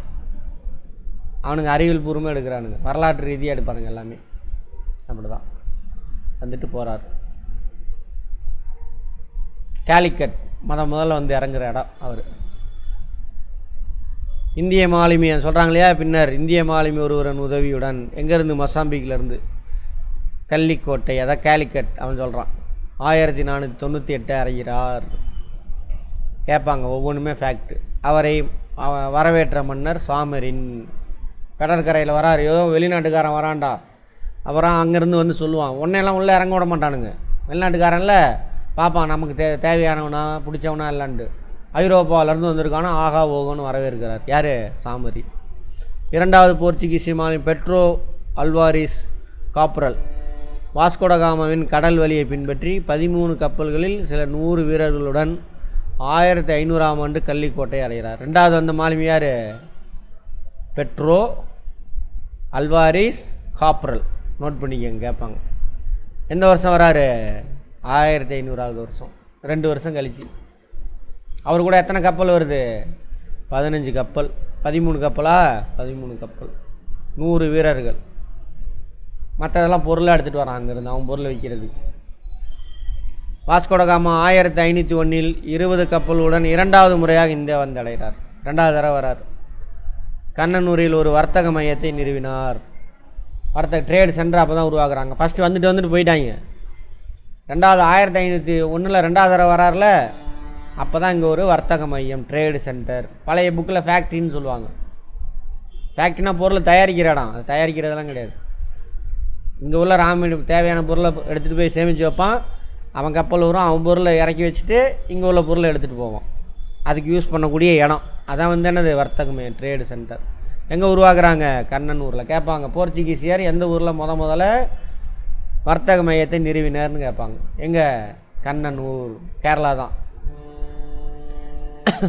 பின்னர் கள்ளிக்கோட்டை, கொச்சின் பகுதிகளில் வர்த்தக மையம் உருவாக்கப்பட்டது. கள்ளிக்கோட்டைனா கோழிக்கோடு. இதனால் கோபம் கொண்ட மன்னர் சாமரின் போர்ச்சுகீசியரை தாக்கினார். அங்கெல்லாம் அந்த இடத்தெல்லாம் போய் பிடிச்சிக்கிட்டு எல்லாம் ஆக்குபை பண்ணுறாங்க. போர்ச்சுகீசியரால் தோற்கடிக்கப்பட்டார் சாமரின். அவர் தான் வரவேற்கிறார், அவரே தோற்கடிச்சிட்டானுங்க. போர்ச்சுகீசிய கிழக்கிந்திய கம்பெனியின் முதல் தலைமையிடமாச்சு எது? கொச்சின். நோட் பண்ணிக்கோங்க. போர்ச்சுகீஸ்னா ஃபஸ்ட்டு தலைமையிடம் எது? கொச்சின். முதல்ல அவங்க ட்ரேடு சென்டர் அமைச்சது கண்ணனூர். கண்ணனூருக்கு அப்புறம் தான் எங்கெல்லாம் நிறுவுறாங்க? கள்ளிக்கோட்டை, கொச்சின் அங்கே நிறுவுறாங்க. கொச்சின் தலைமையிடமாக மாறும். கொஞ்ச நாளைக்கு இருக்கும். அதுக்கப்புறம் கொச்சின்லேருந்து கோவாவுக்கு போயிடும் தலைமையிடம். கோவா எங்கே சார் இருக்குது? கொச்சின் இங்கே இருக்கும், கோவா இங்கே. கடைசி வரைக்கும் அவனுடைய தலைமையிடம் அதுதான், கோவா தான் போர்ச்சுகீசியனுடைய தலைமையிடம். 1524 வாஸ்கோடமா 3வது முறையாக இந்தியா வந்த பொழுது நோய்வாய்ப்பட்டு டிசம்பர் 24 கொச்சியில் காலமானார். தன்னாலே அங்கேயே இறந்துடுவார் அப்படின்ட்டு. 3வது தடவை வந்து 1524, 1498 ஃபஸ்ட்டு டைம் வராரு, 1501 2வது தடவை வராரு. 2வது தடவை வரும்பொழுது தான் ஃபஸ்ட்டு ட்ரேடு சென்டர் உருவாக்குறாரு கண்ணனூரில். அப்புறம் 3வது எப்போ வராரு? 1524. கொச்சி தான் உங்களுடைய தலைமையிடமாக இருக்குது, அங்கேயே இறந்துடுறாரு. ஓகேவா?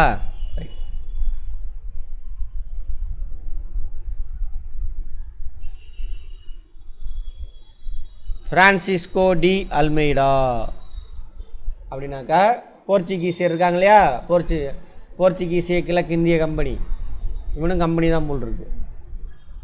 அதுக்கு இந்தியாவுக்கு ஹெட்டாக ஒருத்தவங்க போடுவாங்க, அவரை தான் ஆளுநர் அப்படிம்பாங்க. போர்ச்சுகீசிய ஆளுநர், முதல் ஆளுநர். நோட் பண்ணிக்கோங்க, போர்ச்சுகீசியனுடைய முதல் ஆளுநர் இந்திய நிலப்பதிக்கு யாருன்னு கேட்பான். ஃப்ரான்சிஸ்கோ டி அல்மெய்டா 1505 1509 வரைக்கும். இந்தியாவில் 1505 இந்தியாவில் போர்ச்சுகீசிய கடற்படையை பலப்படுத்துவதே அல்மெய்டாவின் நோக்கமாக இருந்தது. ஏன் சார் அப்படின்னாக்கா, யூரோப்லேருந்து எவனும் வந்துடக்கூடாது. இன்னொன்று, இந்த அரேபியர்கள் இருக்காங்க, இவங்கெல்லாம் வருவாங்க வியாபாரம் செய்கிறதுக்கு, அவனெல்லாம் காலி பண்ணணும். இந்த இந்திய பெருங்கடல் மூலமும் நம்ம தான் ஆதிக்கம் செலுத்தணும். அப்போ கப்பல் படை எப்படி இருக்கணும்? ஸ்ட்ராங்காக இருக்கணும். அதுதான் அவரோட எய்ம். யார்? போர்ச்சுகீசியனுடைய முதல் ஆளுநர் ஃப்ரான்சிஸ்கோ டி அல்மெய்டா. அதுதான் அவரோட நோக்கம். அதற்காக அவர் பின்பற்றிய கொள்கை நீல நீர் கொள்கை. கேட்பாங்க, முக்கியமாக டிஎன்பிசியில் கேட்டிருக்காங்க, இதெல்லாம் எல்லாத்துலேயுமே கேட்டிருக்காங்க. நீல நீர் கொள்கையை பின்பற்றியவர் யாவர்? ஃப்ரெஞ்சுக்காரன், போர்ச்சுகீசியர், இங்கிலீஷ்காரன், டச்சுக்காரன். யார்? போர்ச்சுகீஸ். அதில் யார் பேர்? 4 போர்ச்சுகீசியர் பேரையே போட்டுருவான். யார் அது? Francisco de Almeida. அப்படின்னா என்னன்னாக்கா, சொன்னாலே இந்திய பெருங்கடலில் யாரும் அரேபியன்ஸு யூரோப்பியன்ஸ் எவனுமே வரக்கூடாது, நம்ம தான். அதான் அவருடைய. அங்கே பாரு, இந்திய பெருங்கடலில் அரேபிய ஏகபோக வர்த்தகத்தை போர்ச்சுகீசியர் தகர்க்க முயன்ற பொழுது அது எதிர்மறையாக துருக்கி மற்றும் எகிப்தை பாதித்தது. ஏகபோக அப்படின்னா ஏகாதிபத்தியம். இந்த ஏரியா ஃபுல்லாக அரேபியர்கள் தான் ஆதிக்கம் செலுத்திக்கிட்டு இருந்தாங்க. அதை எதிர்க்க போகிறான் யார்? போர்ச்சுகீசியர். அப்போ எகிப்து எங்கே இருக்குது? எகிப்து. ஒரு எகிப்து அவனுக்கு பிரச்சனை. இன்னொரு நாடு யார் சொன்னான்? மற்றும் துருக்கி, அவங்களுக்கு பாதிப்பு ஏற்படுது. அவங்களும் இந்த பக்கம் தான் வியாபாரம் செஞ்சுக்கிட்டு இருந்தானுங்க. இவனை அட்டாக் பண்ண போனால் அவனையும் அட்டாக் பண்ணிடுறான். அதனால் அப்போ அவனுக்கு 3 பேர் சேர்ந்து இவனை அடிக்க போகிறானுங்கன்னு அர்த்தம். பிஜப்பூர், குஜராத் சுல்தான்கள் போர்ச்சுகீசியருக்கு எதிராக எகிப்து மற்றும் துருக்கி சுல்தான்கள் ஆதரவு அளித்தனர். யார் பிஜப்பூர்? கோல்கொண்டா. பிஜப்பூர்னா யார்? பாமினி அரசர்கள். அப்போ பாமினி அரசர் தானே இருப்பான். டெல்லி சுல்தான்கள் வீழ்ச்சி அடைஞ்சு பாமினி அரசர் தான் அங்கே இருப்பாங்க, கீழே விஜயநகர பேரரசு. அப்போது பிஜப்பூர், குஜராத் சுல்தான்கள் அவங்க யாருக்கு ஆதரவு அளிக்கிறாங்க? துருக்கி, எகிப்து நாட்டுக்கு ஆதரவு அளிக்கிறாங்க. இவங்க எல்லாருமே முஸ்லீமு. ஸோ அவங்களாம் ஒன்று சேர்ந்துக்கிட்டாங்க. இவன் யார்? கிறிஸ்டின்னு. புரிஞ்சுதா? ஆதரவு அளித்தனர். இதனால் துறைமுகங்களில் கட்டுப்பாட்டை விரிவுபடுத்துவது குறித்தும் போர்ச்சுகீஸ் கவலை அடைந்தனர். துறைமுக கட்டுப்பாடெலாம் அவங்க எடுக்கிறதுல பிரச்சனை வருது. இன்னியில் சவாலுக்கு அருகில் நடைபெற்ற சாவலுக்கு முஸ்லீம் கூட்டுப்படைகளை தோக்கடிக்கிறாங்க. யார் யார்? பிஜப்பூர், குஜராத்து, எகிப்து, துருக்கி சுல்தான்கள், எல்லாருமே சுல்தான்கள். அவங்க கூட்டுப்படையை போர்ச்சுகீசர் எங்கே தோக்கடிக்கிறாரு? சாவலுக்கு அருகில். இப்போரில் அல்மெய்டா, அவர் தான் ஃப்ரான்சிஸ்கோ டி அல்மெய்டா, மகன் கொல்லப்பட்டான், செத்து போயிட்டார். பின்னர் டையூவில் நடைபெற்ற கடற்போரில் அல்மெய்டா முஸ்லீம் கூட்டுப்படைகளை தோக்கடித்தார். அந்த போரில் அவர் இறந்துடுறாரு, பையன், அவரோட பையன். டையூ டாமன் பார்த்துருப்போமே, இந்த இடத்துல வரும். டையூ, டாபன், தாத்ரா நாகர் ஹவேலி, இதெல்லாம் வந்துட்டு யூனியன் பிரதேசம். ஏன் யூனியன் பிரதேசமாக வச்சுருக்காங்கன்னா, இந்த பகுதியெல்லாம் போர்ச்சுகீஸினுடைய சட்டத்திட்டத்துக்கு உட்பட்டு அவங்க கண்ட்ரோலில் இருந்தது. அப்புறம் இந்தியா கூட சேர்த்துறாங்க. ஸோ அதனால தான் இந்திய ஒன்றியமே அதை வச்சுருக்கு. இன்னும் இது 4 சேர்ந்து ஒரு யூனியன் பிரதேசம். கோவா யூனியன் பிரதேசம் நிறைய பேர் சொல்லிட்டு தர்றாங்க. இல்லை, அதெல்லாம் என்றைக்கே முடிஞ்சு போச்சு. அது மாநிலம், அது கோவா. இதெல்லாம் யாரோட நிலப்பகுதி? போர்ச்சுகீசியருடைய நிலப்பகுதி. மும்பை கூடிய போர்ச்சுகீசியரோட நிலப்பகுதி தான். அதை பின்னாடி என்ன பண்ணுவாங்க, போர்ச்சுகீசியருடைய இளவரசியை இங்கிலாந்து இளவரசர் திருமணம் செஞ்சுக்குவார். ஸோ மும்பையை சீதனமாக இங்கிலாந்து இளவரசருக்கு எழுதி கொடுத்துருவாங்க. அப்புறம் இங்கிலாந்து இளவரசர் அதை என்ன பண்ணுவார், ஈஸ்ட் இந்தியா கம்பெனி இருக்கு இல்லையா, அவனுக்கு வாடகை கூட்டுருவான். எதை? மும்பையை. ஒரு பழமொழி சொல்லுவாங்கள்ல, ஊரா விட்டு நெய்யே என் பொண்டாட்டி கையன்னு. யார் விட்டு நெய்யோ எவனோட லேண்டு எவனோ பிடிச்சி எங்கேயோ சீதனம் கொடுத்து எங்கேயோ போயிடுச்சு. அது மாதிரி மும்பை இங்கே. அப்புறம் பிரிட்டிஷ்காரன் அதை டெவலப் பண்ணிக்கும். ஏன் மும்பை முக்கியமானதுன்னா, அங்கேருந்து வரும்பொழுது கப்பல் வந்து இறங்குறதுக்கு முக்கியமான இடம். சரியா? நம்ம நாடு இது, நம்ம லேண்டு, இங்கே உள்ள மக்களோடது. அது மாதிரி 1509 போர்ச்சுகீசியர் ஆசியாவில் கடற்படை மேலாண்மை கோரினர். ஆசியாவில் எங்கே? இந்திய பெருங்கடலில் போர்ச்சுகீசியர் தான் எல்லாமே. அதான் வந்து என்னது, நீல நீர் கொள்கை. முக்கியமான ஃபேக்ட் இதெல்லாம். அல்போன்சோ டி அல்புகர்க் இவர் இறந்துருவார். அவர் சண்டை கிண்டெல்லாம் போடுறாரு, ஜெயிக்கிறாரு ஃபஸ்ட்டு போரில். என்ன போர்? சாவல். அந்த போரில் அப்புறம் டையூவில் ஒரு போர், 2வது போர், அதுலேயும் ஜெயிக்கிறாரு. சாவலில் தான் அவங்க பையன் செத்துருவான். டையூவில் நடந்த போரில் அதுலேயும் அல்மெய்டா தான் ஜெயிக்கிறாரு. அதுக்கப்புறம் வந்தவர் தான் யார்? Alfonso de Albuquerque. இவர் பேர் என்னது? Francisco de Almeida. இது அல்போன்சோ டி அல்புகர். இவர் தான் உண்மையிலுமே அவங்களுடைய போர்ச்சுகீசியனுடைய பவரை வந்து நிலைநிறுத்தியவர். அவர் ஆரம்பிக்கிறார், இவர் தான் நிறுவுறார். அப்படின்னா என்ன அர்த்தம்? இவங்களுக்கு கட்டுப்பட்டு எல்லாரும் ஆஃப் ஆயிடுவானுங்க. அந்த யார்? பிஜப்பூர், குஜராத் சுல்தானு, துருக்கி, அரேபியர்கள், எஜிப்து, மேப்பை வச்சு பார்க்கணும், எல்லோரும் ஆஃப் ஆயிடுவாங்க. இவர் சொல்கிறது தான். அங்கே இவர் தான் ரவுடி, நானும் ரவுடி தான் ஆகிட்டார். அவர் பிஜப்பூர் சுல்தானிடமும் இருந்து நவம்பர் 1510 கோவாவை கைப்பற்றார். 1510 யார்கிட்டருந்து கைப்பற்றாரு? பிஜப்பூர், கோல்கொண்டா, பிஜப்பூர் பாமினி அரசர் இருக்காலே, அங்கேருந்து கைப்பற்றார் கோவாவை. தலைமை இடத்தை அங்கே மாற்றிடுவாங்க கொஞ்சம் மேலே. ஏன்னா சென்டர் பாயிண்ட் இல்லை, இந்த கடற்கரை முழுவதும் டாமினேட் பண்ணணும். இங்கே வச்சுருக்கான் தலைமை கொச்சி, தென்கோடியில். ஸோ கொஞ்சம் நகர்த்தி இங்கே கோவாவை கொண்டு வந்துடுவாங்க. மேப்பு ஃபுல்லாக மனசில் வச்சுட்டு பாருங்கள், கோவாவுக்கு நகர்த்திட்டு வந்துடுறார். அது அங்கே அப்போ அன்னையிலேருந்து நம்ம சுதந்திரம் அடைஞ்சு அவன் நம்மக்கிட்ட நாடு ஒப்படைக்கிற வரைக்கும் இந்தியா நிலப்பகுதியில் அவனுடைய தலைமையாக இது கோவா தான். 1515 பாரசீக வளைகுடாவில் உள்ள ஆர்ம்ஸ் துறைமுக பகுதியில் போர்ச்சுகீசிய அதிகாரத்தை விரிவுபடுத்தினார். பாரசீக வளைகுடா இது சார், பாரசீக வளைகுடா இங்கே பாருங்கள், இதுதான் அரேபியா, இதான் பாரசீகம், ஈரான். அங்கே இருக்கிற இப்படி வளைவாக இருக்கிறனால வளைகுடா, நீர்நிலை, கல்ஃப்னு சொல்லுவாங்க, பெர்சியன் கல்ஃப், பெர்சியா. அங்கே ஒரு துறைமுகத்தை அது வரைக்கும் போய் அட்டாக் பண்ணுறாரு. அந்த துறைமுகம் இவங்க கண்ட்ரோல் கொண்டுட்டு வரான். யார்? Alfonso de Albuquerque. முக்கியமான பாயிண்ட். போர்ச்சுகீசியர் அங்கேருந்து எப்படி வருவான்? ஃபேமிலியெல்லாம் கூட்டிகிட்டு வருவானா? பெண்கள் அங்கேயே தான் விட்டுட்டு வருவானுங்க, கல்யாணம் பண்ணிக்க மாட்டான். அதில் இளைஞர்கள் தான் மெயினாக வருவான், குடும்பஸ்தெல்லாம் வரமாட்டான். இளைஞர்கள் வரான், இங்கே பெண்கள் எல்லாம் இருக்க முடியாதுல்ல, அப்போ இங்கே உள்ள பெண்களே திருமணம் செய்ய சப்போர்ட் பண்ணுறான். அது இல்லாமல் போர்ச்சுகீசியருக்கு விஜயநகர பேரரசு சப்போர்ட் பண்ணுவாங்க. எதுக்கு இங்கே உள்ள பெண்களை திருமணம் செய்ய வைக்கிறாங்கன்னா, தவறான விஷயத்தில் இருந்து தப்பிக்க வைக்கிறது ஒன்று. இன்னொன்று, இந்திய பெண்களோட திருமண உறவு, இந்திய பெண்களை கல்யாணம் பண்ணியிருந்தாக்கா நம்ம ஊர் ராஜாவுக்கு எப்படி இருக்கும்? நம்ம நாட்டு பெண்களை கல்யாணம் பண்ணியிருக்காயா, பரவாயில்ல, நம்ம ஊர் மாப்பிள்ளையா, அப்போ என்ன அவங்க சண்டை சச்சரவு குறையும். ராஜானா அந்த ஊர் தலைவர், அதுக்காக பண்ணுவார். அதை பண்ணவர் யார்? Alfonso de Albuquerque. அவர் சண்டை மட்டும் தான் போடுவார், ஒரு திருமண உறவு ஏற்படுத்துவார், ரெண்டாவது வந்தவர்.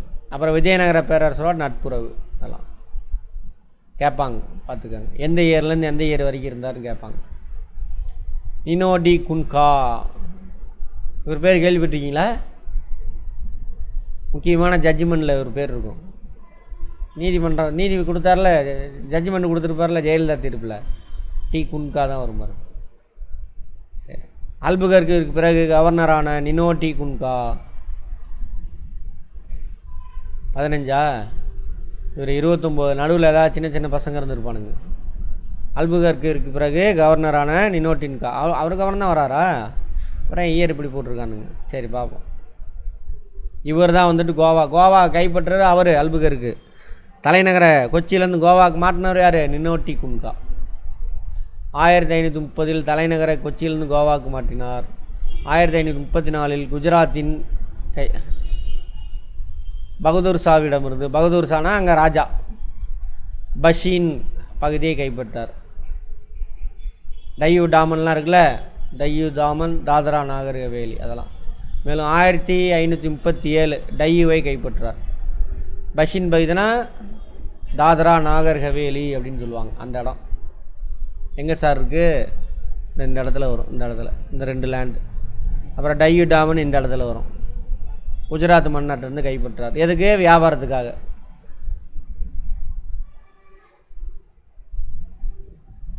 குஜராத்தின் உள்ளூர் தலைவரிடமிருந்து டாமனை கைப்பற்றார். டையூ கைப்பற்றியாச்சு. ஃபஸ்ட்டு பஷீனு, அப்புறம் டையூ, அப்புறம் டாமன். பின் சால்செட்டை 1548 கைப்பற்றார். தாத்ரா நாகர் ஹவேலி, தாத்ராங்கிறது ஒரு லேண்டு, நாகர் ஹவேலிங்கிறது ஒரு லேண்டு, டையூ ஒரு லேண்டு, டாமன் ஒரு லேண்டு. இதெல்லாம் போர்ச்சுகீசியர் கட்டுப்பாட்டில் இருக்கும். இந்த 4 லேண்டையும் கைப்பற்றினார் நினோ டி குன்கா. நோட் பண்ணிக்கோங்க, ஃபேக்ட்டு. 16ஆம் நூற்றாண்டில் இந்தியாவின் மேற்கு கடற்கரையில் கோவா, டையூ, டாமன், சால்செட்டு, பஷீன், சவுல், பம்பாய் போன்ற பகுதிகளை கைப்பற்றி வெற்றி கண்டனர். எல்லாம் எதுக்கு?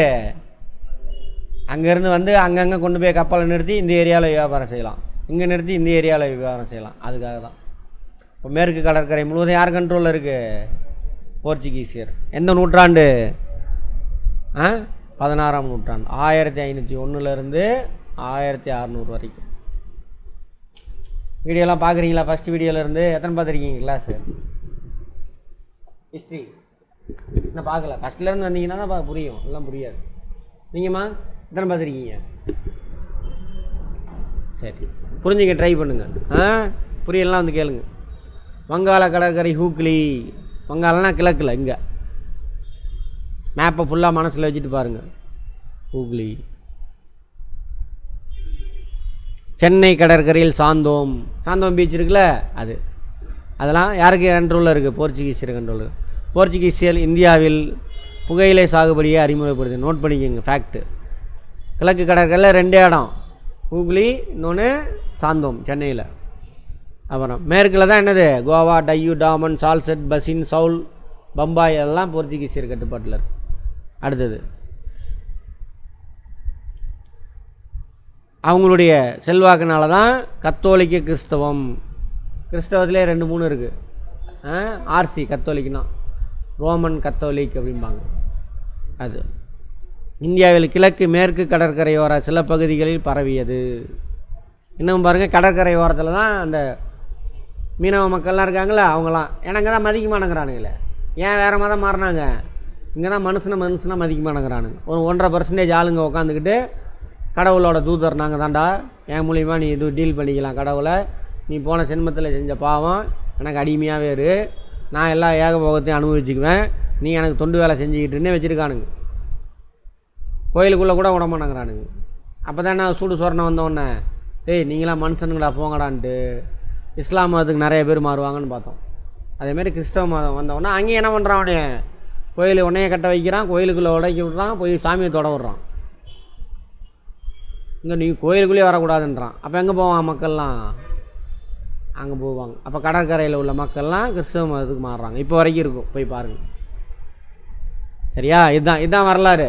கேட்டாக்கா ரொட்டி கொடுத்து ரொட்டிக்காக மாறிட்டானுங்க மதம், அதெல்லாம் சும்மா ஏமாத்து வேலை.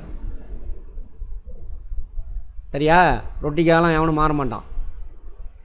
1556 போர்ச்சுகீஸில் கோவாவில் அச்சு இயந்திரம் அமைக்கப்பட்டு முதல் அச்சு இயந்திரம். நோட் பண்ணிக்கோங்க, இந்தியாவில் அச்சு இயந்திரம், பிரிண்டிங் ப்ரெஸ். இந்தியாவில் முதல்ல பிரிண்டிங் ப்ரெஸ் அவன் தான் கொண்டு வந்திருப்பான். அச்சு இயந்திரத்தின் உதவியால் ஒரு ஐரோப்பிய எழுத்தாளர் 1563 கோவாவில் இந்திய மருத்துவ தாவரங்கள் என்ற நூலை அச்சிட்டு வெளியிட்டார். முதல் நூல் தான் இந்திய மருத்துவ தாவரம். கோவாவில் ஐரோப்பியர் போர்ச்சுகீசியராக தான் இருப்பார். 17ஆம் நூற்றாண்டில் போர்ச்சுகீசிய அதிகாரம் படிப்படியாக டச்சுவிடம் வீழ்ச்சி அடைஞ்சது. 17ஆம் நூற்றாண்டு 1600களுக்கு அப்புறம். மேலும் 1739 போர்ச்சுகீசிய அதிகாரம் கோவா, டையூ, டாமன் ஆகியவற்றோடு தாதரா நாகரிக வழி அதோடு நின்றும். 1739 அவங்க யார்கிட்ட வீழ்ச்சி அடைகிறாங்க? டச்சுக்காரங்கள்ட்ட வீழ்ச்சி அடைஞ்சிடுவாங்க. 17ஆம் நூற்றாண்டில் டச்சுக்காரன் வந்துடுவான். ஓகேவா? இதோடு இருக்கட்டும், பிரேக் எடுத்துக்கோங்க. இப்போ யார் பார்த்தோம்? போர்ச்சுகீசியர் வரான். முதல்ல வந்தது யார்? பார்த்தோலோமியோ டயஸ். அப்புறம் வாஸ்கோ ட காமா. அப்புறம் முதல் இவர் யார்? Francisco de Almeida, Albuquerque, Alfonso de Albuquerque. உண்மையாகவே வந்துட்டு நிறுவியவர் அதிகாரத்தை. இவர் நீல நீர் கொள்கையை பின்பற்றுவார். அப்புறம் நினோ டி குன்கா கோவா கைப்பற்றி கோவா, டையூ, டாமன், சால்செட்டு இதெல்லாம் கைப்பற்றி கோவா தலைநகரமாக மாற்றுவார். ஆமாவா? சரி, கோவா வந்து இவர் கைப்பற்றியிருப்பார், அல்ஃபோன்சோ டி அல்புகர்க்கு. அங்கே தலைநகரை மாற்றி வடகில் அந்த டையூ, டாமன் அதெல்லாம் கைப்பற்றுவார். இவங்க காலத்தில் என்ன நடந்துச்சு? மேற்கு கடற்கரையில் எந்தெந்த இடம்? கிழக்கு கடற்கரையில் ஹூக்ளி, சாந்தோ மற்றும். அதுபோல் என்ன பண்ணுறாங்க? இந்தியாவில் முதல்ல புகையிலை சாகுபடி பண்ணுறாங்க. முதல் அச்சு இயந்திரம் பிரிண்டிங் ப்ரெஸ் கொண்டுட்டு வராங்க. அப்படி முதல்ல இந்தியாவில் அச்சடிக்கப்பட்ட நூல் எது? இந்திய மருத்துவ தாவரங்கள் 1563. அப்படி அவ்வளோதான். அதுக்கப்புறம் யார்கிட்ட வீழ்ச்சி அடைகிறாங்க?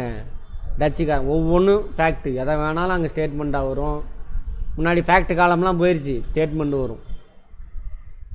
சரியா? கொஸ்டின் எப்படி இருந்துச்சு பார்த்தீங்களா? எல்லா கொஸ்டின் பார்த்தீங்களா? செகண்ட் பார்ட்டில் 11th எடுத்துருப்பேனே ஸ்டேட்மெண்ட் கொஸ்டின்லாம், அதுக்குள்ளே போயிடுச்சு. சரி, அதுக்கு தான் நான் ஒர்க் பண்ணிகிட்டு இருக்கேன். 2-3 தடவை எழுதுகிற மாதிரி. இல்லைன்னா டெஸ்ட் இன்றைக்கி டெய்லியும் ஒவ்வொன்று வந்திருக்கும். அதில் கொஞ்சம் இஷ்யூ இருக்குது ஆப்பில், அதை ரெடி பண்ணிகிட்ருக்கேன். அதை சரி செய்கிறதுக்கு தான் ஒர்க் பண்ணிகிட்ருக்கேன். அடுத்ததில் வந்து அந்த மாதிரி வரும். நீ எத்தனை தடவை வேணால் எழுதுகிற மாதிரி வரும். பார்ப்போம். பிரேக் எடுத்துக்கங்க. டச்சுக்காரவங்க ரெண்டாவதாக வந்தவங்க ஆர்டர்லாம் கேட்பாங்க, பார்த்துக்கோங்க. டச்சுக்காரன். டச்சுனா இன்னொரு பேர் என்ன சொன்னேன்? நெதர்லாந்து.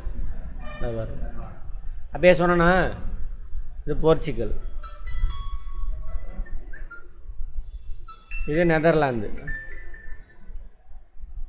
நெதர்லாந்துக்கு இன்னொரு பேர் தான் டச்சு, இன்னொன்று டென்மார்க்குங்க. அப்புறம் வேறு யார் பார்த்தோம்? இதான் இங்கிலாந்து. பிரிட்டன் சொல்லுவாங்க. பிரிட்டன்னா 4-5 நாடு சேர்ந்ததுன்னு வச்சுக்கோங்களேன், தீவுகள்லாம் சேர்ந்தது. அயர்லாந்து தனி, இங்கிலாந்து, ஸ்காட்லாண்டு, அது மாதிரி வேல்ஸு இதெல்லாம் சேர்ந்தது. அப்புறம் ஃப்ரான்ஸ் கடைசியாக வந்தவன். இங்கே பாருங்கள், ஸ்பெயின் நம்மக்கிட்ட வந்திருக்க மாட்டான். இந்த ஸ்பெயின்னா போர்ச்சுகலை வந்து வீழ்ச்சி அடைய வச்சுருவான். அதனால் போர்ச்சுகல் கவர்மெண்ட்லாம் சப்போர்ட் இருக்காது. போர்ச்சுகல் கம்பெனி இருக்குல்ல, ஈஸ்ட் இந்தியா கம்பெனிக்கு. அதனால தான் அவன் இந்திய நிலப்பரப்பை கண்டுக்காமல் பேசாமல் விட்ருவாங்க. அதேமாரி இங்கே பாருங்கள், இதான் துருக்கி. இந்த கான்ஸ்டாண்டினோபிள் சொன்னோம்ல, இந்த இடத்துல துருக்கி.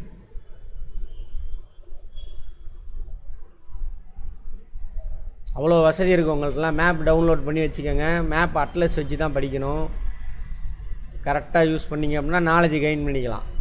நல்ல போஸ்டிங் போயிட்டிங்கன்னா அதுக்கப்புறம் உங்கள் இஷ்டத்துக்கு வாழலாம். சரி, போர்ச்சுகீசியர்கள் தொடர்ந்து டச்சுக்காரர்கள் இந்தியாவுக்கு 100 ஆண்டு கழித்து தான் வரான். 1498 தான் வந்திருப்பான். 104 வருஷம் கழித்து தான் அவனுங்க. நெதர்லாந்து ஐக்கிய கிழக்கிந்திய கம்பெனி என்ற நிறுவனம் தொடங்கப்பட்டது. 1602 தான் தொடங்குறானுங்க. அங்கே நெதர்லாந்து டச்சுக்காரன். கிழக்கிந்திய நாடுகளில் வர்த்தகம் செய்ய, கிழக்கிந்திய நாடுகள் அப்படின்னா இவங்க எல்லாம் சேர்ந்து, நம்ம இதெல்லாம் சேர்ந்து. இதுக்கு மேற்கு இந்திய நாடுன்னு வச்சுட்டானுங்க. ஆனால் நம்மள தான் கிழக்கு இந்தியா, அவங்க நாட்டுக்கு கிழக்கில் இருக்கும். ஸோ கிழக்கு இந்திய நாடுகள் இது எல்லாம் சேர்த்தி, இந்தோனேசியா இது எல்லாமே சேர்த்தி சொல்கிறோம். 1602 எந்த ஆண்டு அனுமதி பெற்றார்கள்? நெதர்லாந்து ஐக்கிய கிழக்கிந்திய கம்பெனி நிறுவனம் எந்த ஆண்டு அவங்க நாட்டில் வியாபாரம் செய்யலாம், வர்த்தகம் செய்யலாம். நம்ம இந்தியாவில் வந்து வர்த்தகம் செய்கிறதுக்கு 1602 பர்மிஷன் வாங்குகிறாங்க அவங்க நாட்டு கவர்மெண்ட்டுக்கிட்ட. டச்சுக்காரர்கள் இந்தியாவுக்கு வருகை தந்த பிறகு அவர்களின் வர்த்தக மையத்தை மசூலிப்பட்டினம், இப்போ உள்ள தமிழ்நாடு ஆந்திரா பார்டர் இருக்குல்ல, அங்கே இருக்கும் மசூலிப்பட்டினம். மசூலிப்பட்டினம் ஆந்திரான்னு நினைக்கிறேன், ரைட், என்ற இடத்தில் நிறுவனம். ஆந்திராவில் வரும். பின்னர் 1605 போர்ச்சுகீசியிடமிருந்து அம்பாயினாவை கைப்பற்றி இந்தோனேசியா தீவில் ஆதிக்கத்தை நிலைநிறுத்தினர். இந்தோனேசியாவில் 1605 வராங்க. வந்து மசூலிப்பட்டினத்தில் முதல் தளம் ஆந்திரா தான் நினைக்கிறேன், இங்கே வரும் மசூலிப்பட்டினம். ஒரே நிமிஷம் அங்கே பார்த்துடலாம்.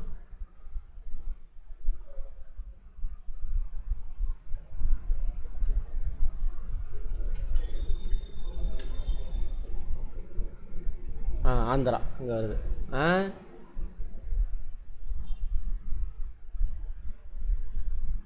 சரியா, இங்கே மசூலிப்பட்டினம் இது அவனுடைய தலைமையகம். ஃபஸ்ட்டு போர்ச்சுகீஸில் வந்தோன்னே அதுக்கப்புறம் எங்கே பண்ணுறான், இந்தோனேசியா.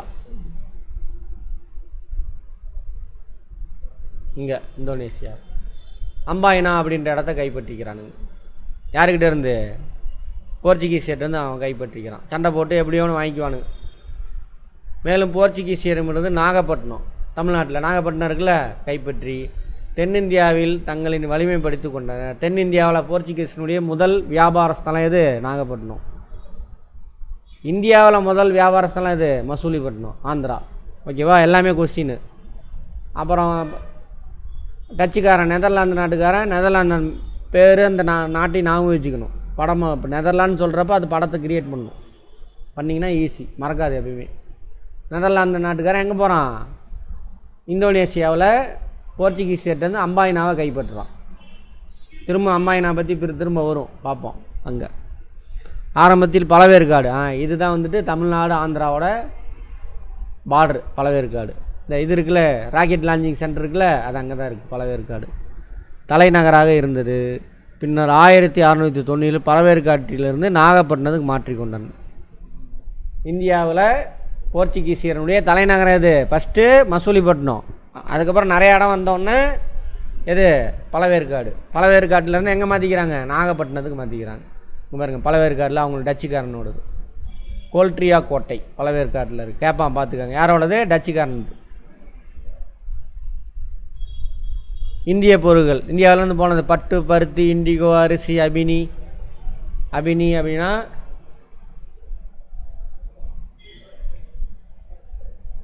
அது ஒரு போதை பொருள்னு வச்சுக்கோங்களேன், ரைட். இதெல்லாம் வந்து ஏற்றுமதி பண்ணியிருக்காங்க. அதே மாதிரி கருப்பு மிளகு, மற்ற நறுமண பொருள், ஸ்பைசஸ் இங்கிலீஷில், நறுமண பொருள்லாம், சீரகம், சோம்பு அதெல்லாம் இருக்குல்ல, அதெல்லாம் வியாபாரத்தில் அவர் ஏகபோக உரிமையை பெற்றிருந்தார். ஏகபோகனா அவங்க தான் அப்படின்ற மாதிரி. இந்தியாவில் அவங்களோட இடம், டச்சுக்காரனோட இடம் பழவேற்காடு, சூரத்து வந்து குஜராத், சின்சுரா, காசிம் பஜார், பாட்னா, நாகப்பட்டினம், பால்சோர், கொச்சின், அதெல்லாம் முக்கியமான வர்த்தக மையங்கள்.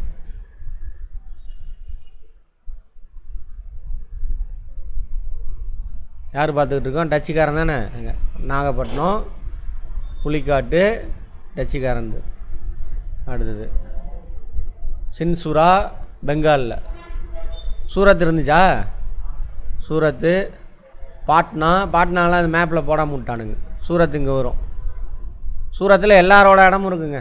இங்கிலீஷ்காரன் அங்கே வச்சுருந்துருப்பான், போர்ச்சுகீஸ் இருந்திருப்பான், இவனு வந்து ஆரம்பிச்சுக்கிட்டான் அந்த இடத்துல சூரத்தில்.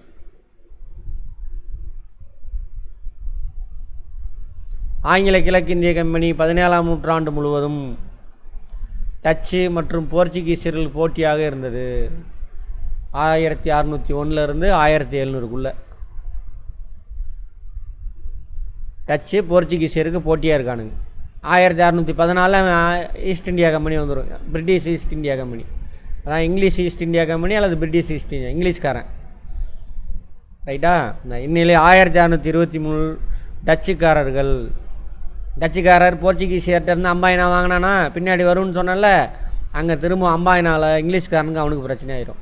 10 ஆங்கில வியாபாரிகள் மற்றும் 9 ஜப்பானியர்கள் இறக்கமின்றி கொண்டனர். அங்கே போட்டி, வியாபார போட்டி அம்பாயினாவில், எங்கே இந்தோனேசியாவில். இதனால் ஆங்கிலேயர்களும் டச்சுக்காரனுக்குனாலும் மோதல். இங்கே டாமினண்ட்டாக இருப்பான் இங்கிலீஷ்காரன் இந்தியாவில், இந்திய நிலப்பரப்பில். சரியா, அதனால் இந்தியாவுக்கு அதுக்கப்புறம் வரமாட்டானுங்க. மேலும் பகைமையை வளர்த்தது. 1759 நடைபெற்ற பெடரா போரில் ஆங்கிலேயர்கள் டச்சுக்காரர்கள் தோற்கடித்தனர். அது எங்கே நடந்ததுன்னு தெரில, நம்ம ஊர் கிடையாது, வேற எங்கேயோ. இறுதி வீழ்ச்சி எட்டியது. ஒன்றன் பின்றாக தனது குடியேற்றங்களை ஆங்கிலேயரிடம் இழந்த டச்சு 1795 என்ன பண்ணுவான், டோட்டலாக ஒப்படைச்சிட்டு போயிடுவான். 18ஆம் நூற்றாண்டில் டோட்டலாக அவுட்டு. 14ஆம் நூற்றாண்டிலே பிரச்சனை, 18ஆம் நூற்றாண்டில் டோட்டலாக எல்லாத்தையும் 1795 என்ன பண்ணுவான், இந்திய நிலப்பகுதி எல்லாத்தையும் விட்டுட்டு ஓடிடுவான். பிரச்சனை எங்கே ஸ்டார்ட் ஆகுது, அம்பாயினா பிரச்சனை 1623 அம்பாயினா பிரச்சனை. அங்கே அப்போயே இங்கே நடுங்கும். இங்கே வேறு புது லேண்டு எதுவும் பிடிக்க மாட்டான், பிடிச்ச லேண்டு தான், அந்த லேண்டையே அப்படியே கொஞ்சம் கொஞ்சமாக கொடுத்துட்டு எஸ்கேப் போயிடுவாங்க. தமிழ்நாட்டில் டச்சுக்காரர்கள் 1502 முதல் பழவேற்காட்டின் மீது கட்டுப்பாட்டை ஏற்படுத்திய போர்ச்சுகீஸ். 1502னா யார், ஒன்லி போர்ச்சுகீசியர் தான் இருப்பான். சரியா, பழவேற்காடு இப்போ நான் சொன்னாலே ஆந்திரா கர்நாடகா பார்டரு, சரி ஆந்திரா தமிழ்நாடு பார்டரு பழவேற்காடு. நம்மளே மேப் போட்டுக்கலாமா.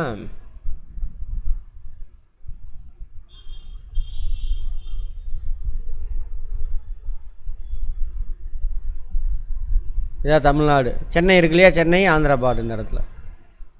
இந்த பழவேற்காடு.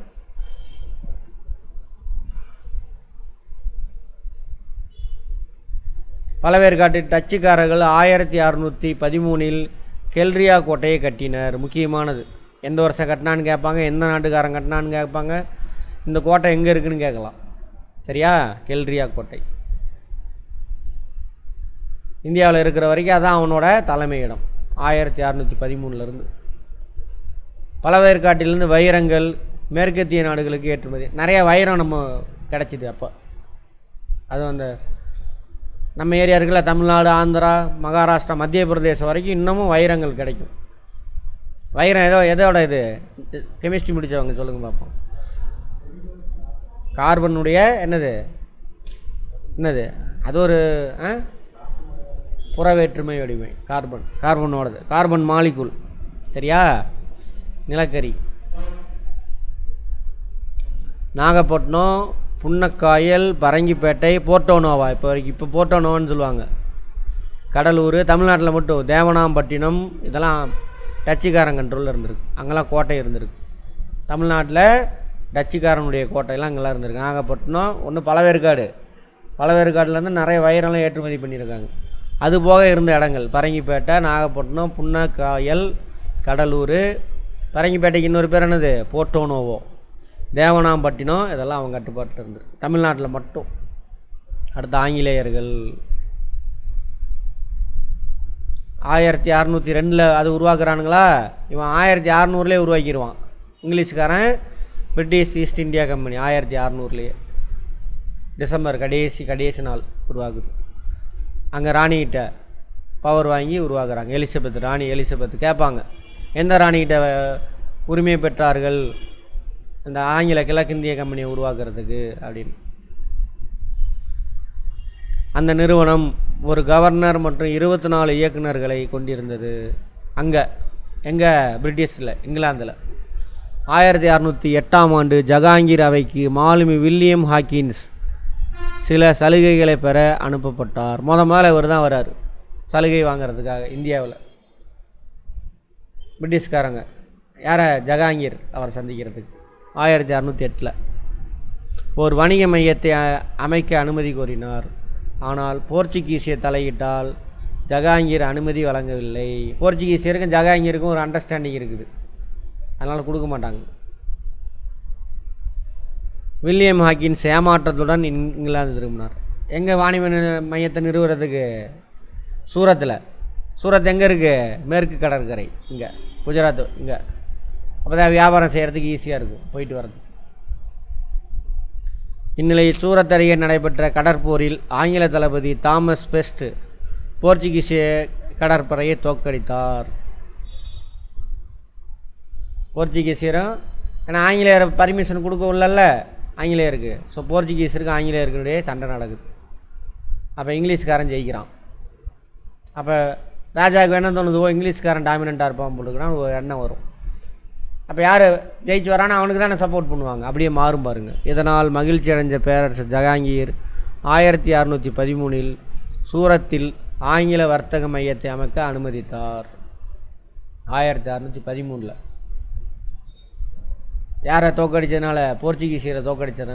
அதுக்கப்புறம் சரியா யார் தோக்கடிக்கிறா? Thomas best. எங்கே? சூரத்துக்கிட்ட. இது ஆரம்ப காலத்தில் ஆங்கிலேயன் தலைமையகமாக இருந்தது. இந்நிலையில் 1614 கேப்டன் நிக்கோலஸ் பவுண்டு போர்ச்சுகீசியரை மீண்டும் வெல்கின்றார்.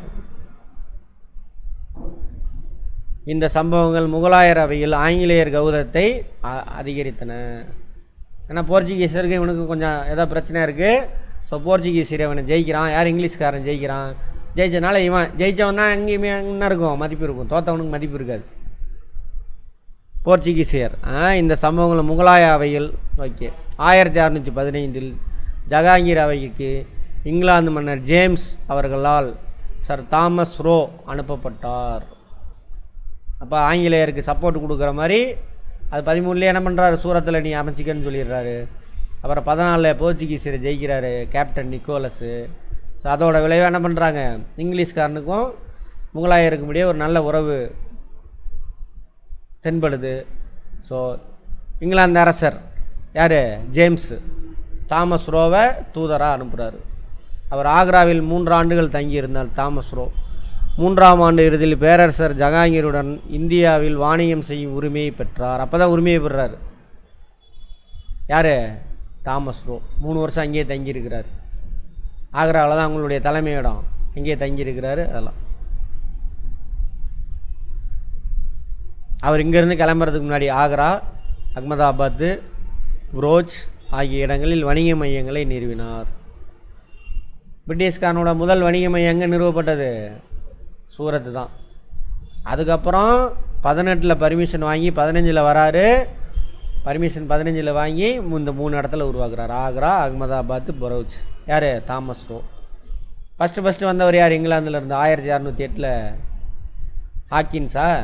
William Hawkins. அவர் ஆங்கிலேயர்கள் தங்களது முதல் வணிக மையத்தை வங்காள விரிகுடா கடற்கரை உள்ள மசூலிப்பட்டினத்தில் 1611 நிறுவினார். மசூலிப்பட்டினம் இப்போ தானே பார்த்தோம் ஆந்திராவில். அதாவது கிழக்கு கடற்கரையில். இந்தியாவில் முதல் வாணிப மையம்னா சூரத்து, அது மேற்கு கடற்கரை. கிழக்கு கடற்கரையில் இது சூரத்துங்க. இதே 1613 நிறுவிட்டாங்க. கிழக்கு கடற்கரை முதல். இது எப்போ?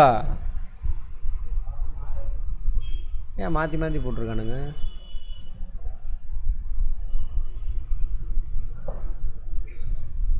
இங்கே ஒரு சின்ன சிக்கல் இருக்காது, நான் பார்த்து சொல்கிறேன். சரியா? ரைட். கிழக்கு கடற்கரை 1611. இது தப்பாக இருக்கும்னு நினைக்கிறேன். இது கோல்கொண்டா அரசின் ஒரு முக்கிய துறைமுகம். கோல்கொண்டா அரசு எங்கே இருக்குது? ஹைதராபாடு. பாமினி அரசர்கள். 1639 பிரான்சிஸ் டே என்ற ஆங்கில வணிகர். பிரான்சிஸ் டே அல்மெய்டா அவர் கிடையாது. அவர் போர்ச்சுகீசியர். இவர் பிரான்சிஸ் டே. அவ்வளோதான். சந்திரகிரி மன்னர். சந்திரகிரினா இங்கே கர்நாடக பகுதியில் இருக்கக்கூடிய ராஜா. சந்திரகிரி மன்னர் சென்னப்ப நாயக்கர் என்பவரிடமிருந்து மெட்ராஸை குத்தகைக்கு பெற்றார். நோட் பண்ணிக்கங்க, முக்கியமான பாயிண்ட். அப்போ தான் சென்னை உருவாகுது. மெட்ராஸ் சென்னைன்னு பேர் இந்த சென்னப்ப நாயக்கர் இருக்கால, அவர் பேர் தான் இந்த சென்னை. இவர் பேரை தான் வச்சுருவாங்க. அதான் மெட்ராஸ் உருவாகுது முதல். அங்கே ஆங்கில கிழக்கிந்திய கம்பெனி. அது சும்மா அது ஒரு பொட்டல் காடு, அவ்வளோதான். ஒன்றுமே இருக்காது. கடற்கரையில் அந்த வடக்கில் ஒரு மீன் பிடிக்கிறதுக்கு அந்த மீனவ மக்கள் இருப்பாங்க. இந்த பக்கம் தெற்கில் கொஞ்சம் பேர் இருப்பாங்க. அந்த இடத்துல உருவாக்குறானுங்க. புனித ஜார்ஜ் கோட்டையை கட்டுறாங்க. எப்போ? 1639. யார் வாங்குறா? ஃப்ரான்சிஸ் டே வாங்குறார். யாருக்கிட்ட? சந்திரகிரி மன்னர்கிட்ட, சென்னப்ப நாயக்கிட்டேருந்து வாங்குறாரு. ஒவ்வொன்றும் இதுலேயே 5 கேள்வி இருக்குது, பார்த்துக்கோங்க. இந்தியாவில் ஆங்கிலேயர்களால் கட்டப்பட்ட முதல் கோட்டை இதுதான். கோட்டைன்னா சுற்றுச்சுவரோடு நல்லாயிருக்கும்.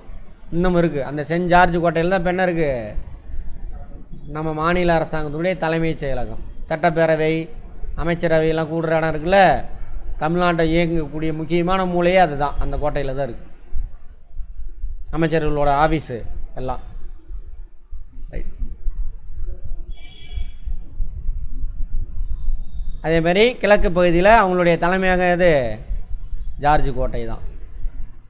இங்கிலாந்து மன்னர் 2ஆம் சார்லஸ், இந்த சொன்ன இல்லையா, மும்பை போர்ச்சுகீஸ்கிட்டேருந்து வாங்குவாங்க அப்படின்ட்டு. யாருக்கு? இங்கிலாந்துக்காரனுக்கு போகும். இங்கிலாந்துக்காரன் ஈஸ்ட் இந்தியா அவன் நாட்டு கம்பெனிக்கு விற்றுருவாங்க. இங்கிலாந்து ராணி இளவரசர் 2ஆம் சார்லஸ், இங்கிலாந்து இளவரசர். போர்ச்சுகீஸ் இளவரசி காத்ரீன், அவரை திருமணம் செஞ்சுக்கிறாரு. ஸோ திருமண சீராக பம்பாய் தீவை போர்ச்சுகீசிய மன்னர் தான் இருக்கும். அது பம்பாய், அது ஒரு தீவு, கடல்லேருந்து தள்ளி தான் இருக்கும். அப்புறம் மண்ணெல்லாம் கொட்டி இணைச்சி இப்போ ஒன்றாக்கிட்டானுங்க தீவை. மண்ணை கொட்டி போர்ச்சுகீசிய மன்னரிடம் பெறுறாரு. எதுக்காக போர்ச்சுகீசியர்கிட்டருந்து இங்கிலாந்துக்கு மும்பை தீவு மாறிச்சின்னு கேட்பாங்க. இந்த திருமணம் தான் காரணம். அவர் என்ன பண்ணுறாரு? இங்கிலாந்து அரசர், அவன் இங்கே வர்றதுக்கு ஒரு வேலையும் இல்லை. ஸோ இங்கே யார் வியாபாரம் செய்கிறா? கிழக்கிந்திய கம்பெனி, பிரிட்டிஷ் கிழக்கிந்திய கம்பெனி. அவன்கிட்ட விற்றுருவான். அது 1668 வருஷத்துக்கு 10 பவுண்டு குத்தகை. அடுத்து 1690 சுதானுதி என்ற இடத்தில் ஜாப் சார்னாக் என்பவர் ஒரு வர்த்தக மையம் நிறுவப்பட்டது என்பவரால். சுதானுதி, அதுதான் இப்போ உள்ள கொல்கத்தா.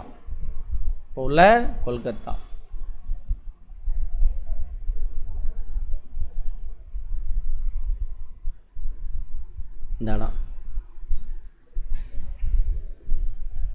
கங்கை கரை இருக்கு இல்லையா, அதோட அதில்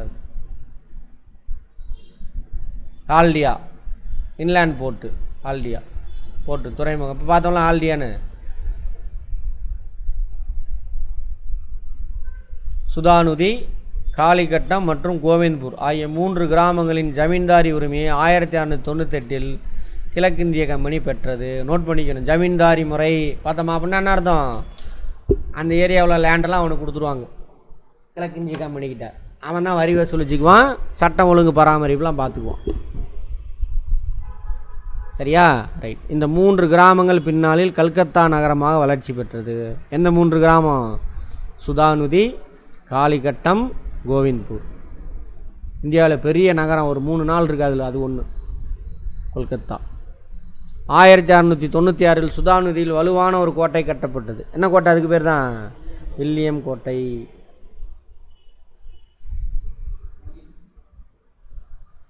முதல்ல அந்த கொல்கத்தா வெஸ்ட் பெங்காலை தான் கைப்பற்றுவாங்க அந்த லேண்டை. அதனால் ஃபஸ்ட்டு பிரிட்டிஷ்காரன் ஈஸ்ட் இந்தியா கம்பெனியோட கவர்மெண்ட் அங்கே தான் இருக்கும். அங்கே தான் முதல் உச்ச நீதிமன்றம். மதியம் கிளாஸ் வரவங்களுக்கு தெரியும். மதியம் அட்டன் பண்ணிங்களா? முதல் உச்ச நீதிமன்றம். ஈஸ்ட் இந்தியா கம்பெனியுடைய முதல் ஹெட் ஆஃபீஸ் எங்கே? கொல்கத்தா தான். ஏன்னா அந்த ஏரியாவில் தான் லேண்டு பிடிச்சிருப்பான். அங்கே தான் அவனோட ஹெட் ஆஃபீஸு. அங்கே தான் என்ன இருக்கும்? அந்த வில்லியம் கோட்டையில் தான் அந்த இதெல்லாம் இருக்கும்.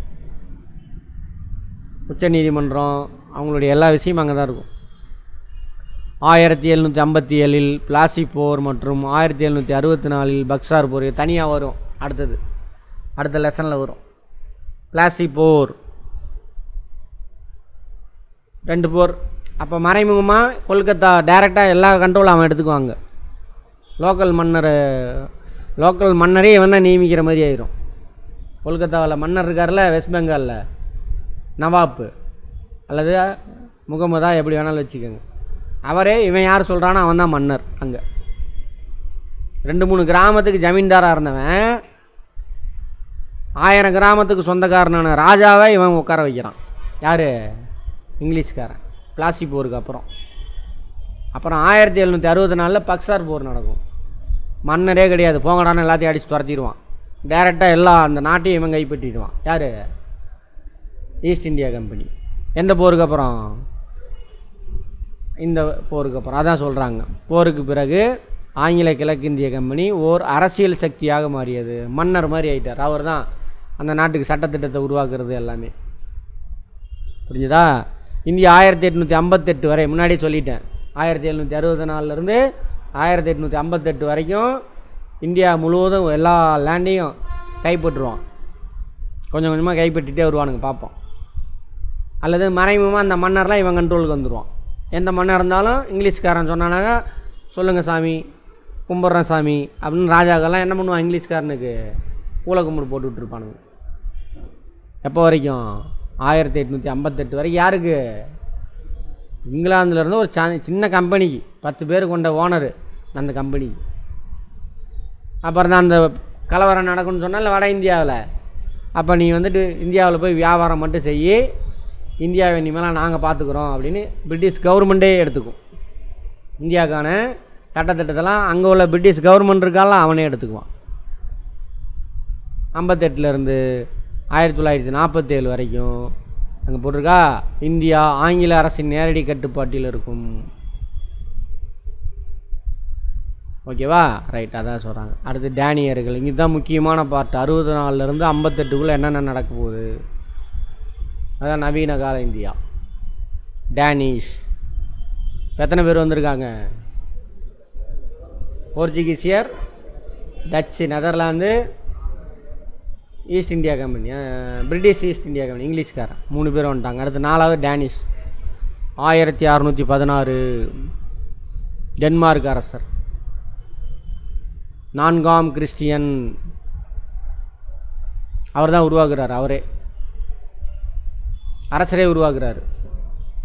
சரியா? டேனிஷ் கிழக்கிந்திய கம்பெனி உருவாக்குறார். அவர்கள் 1016 உருவாக்குறாங்களா, 1620 தரங்கம்பாடிக்கு வராங்க. டேனிஷ்க்கு இன்னும் இருக்குது தரங்கம்பாடி கோட்டை, ட்ரங்க் பார் அப்படிம்பாங்க. தரங்கம்பாடி கேள்விப்பட்டிருக்கீங்களா? தரங்கம்பாடி காட்பாடிக்கே போனதில்லை சார்ன்றீங்களா? சூர்யாலாம் காட்பாடியாவது கேள்விப்பட்டிருக்கீங்களா? இல்லையா? சினிமாவும் பார்க்க மாட்டேங்கிறீங்க, ஊர் பேர் தெரில, என்ன தான் சொல்கிறது? வார்த்தையை மனப்பாடம் பண்ணி அங்கே வாந்தி எடுக்கிற வேலை மட்டும் செஞ்சிட்டோம். வெளியில் வாங்க லைஃபுக்கு. தரங்கம்பாடியில், அதாவது காரைக்கால் சொன்னேன்ல, காரைக்கால் தமிழ்நாடு பார்டர், அதான் தரங்கம்பாடி. அங்கே உருவாக்குறேன், அதான் அவங்களுடைய தலைமையகம். சரியா? அடுத்து 1672 76 செராம்பூர் வங்காளத்தில் ஆகிய இடங்களில் குடியேற்றங்களை நிறுவினர். செராம்பூர் டேனியர்களின் இந்திய தலைமையிடமாக இருந்தது. ஃபஸ்ட்டு தரங்கம்பாடி, அப்புறம் என்னவா மாறிடுச்சு? செராம்பூராக மாறிடுச்சு. தவறிவிட்டனர். 1845 டேனியர்கள் இந்தியாவிலிருந்து தங்கள் குடியேற்றங்கள் அனைத்தையும் ஆங்கில அரசுக்கு விற்றனர். எல்லாருமே ஆங்கில அரசுக்கு தான் விற்றுட்டு போகிறானுங்க. 1845 தரங்கம்பாடியை டேனியர்கள் டானஸ்பர்க் என அழைத்தனர். சீகன் பால்கு என்பவரை டென்மார்க்கின் அரசர் இந்தியாவிற்கு அனுப்பினார். அவர் தரங்கம்பாடியில் ஒரு அச்சுக்கூடத்தை நிறுவினார். அச்சுக்கூடத்தை நிறுவி முதல்ல தமிழ் நூல்கள்லாம் அச்சடிக்கிறாங்க பிரிண்டிங் ப்ரெஸ்ஸில். அதுக்கு முன்னாடியே தமிழ் நூலை போர்ச்சுகீஸர் அச்சடிச்சிருப்பானுங்க. அப்புறம் இவங்க முதல்ல இந்தியாவில் அச்சுக்கூடத்தை உருவாக்கினது யார்? போர்ச்சுகீசியர். அப்புறம்தான் இவங்க சீகன் பால்கு. இவர் பாதிரியார், இவர் ஒருத்தர். இங்கே தரங்கம்பாடி கோட்டை இன்னும் இருக்குது. ட்ரங்க் பார் அப்படிம்பாங்க.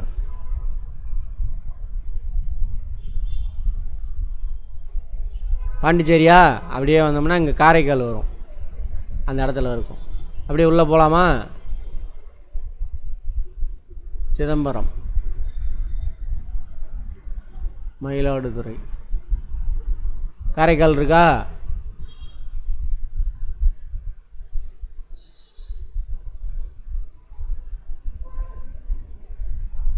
வருங்க, தான் தரங்கம்பாடி.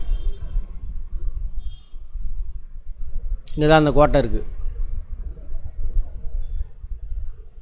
தரங்கம்பாடி பீச்சு, அந்த டேனிஷோட கோட்டை இருக்கா அந்த கடற்கரையில்.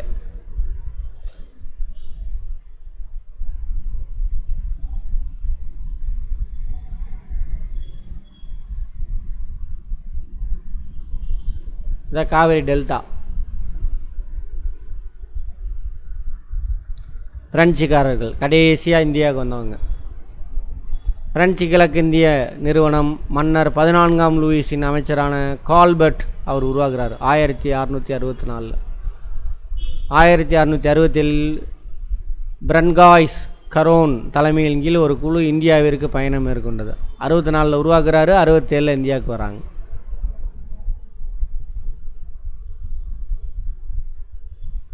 கடைசி ஐரோப்பிய நாடு இந்தியாவுக்கு வந்தவங்க 5வது ஆள்.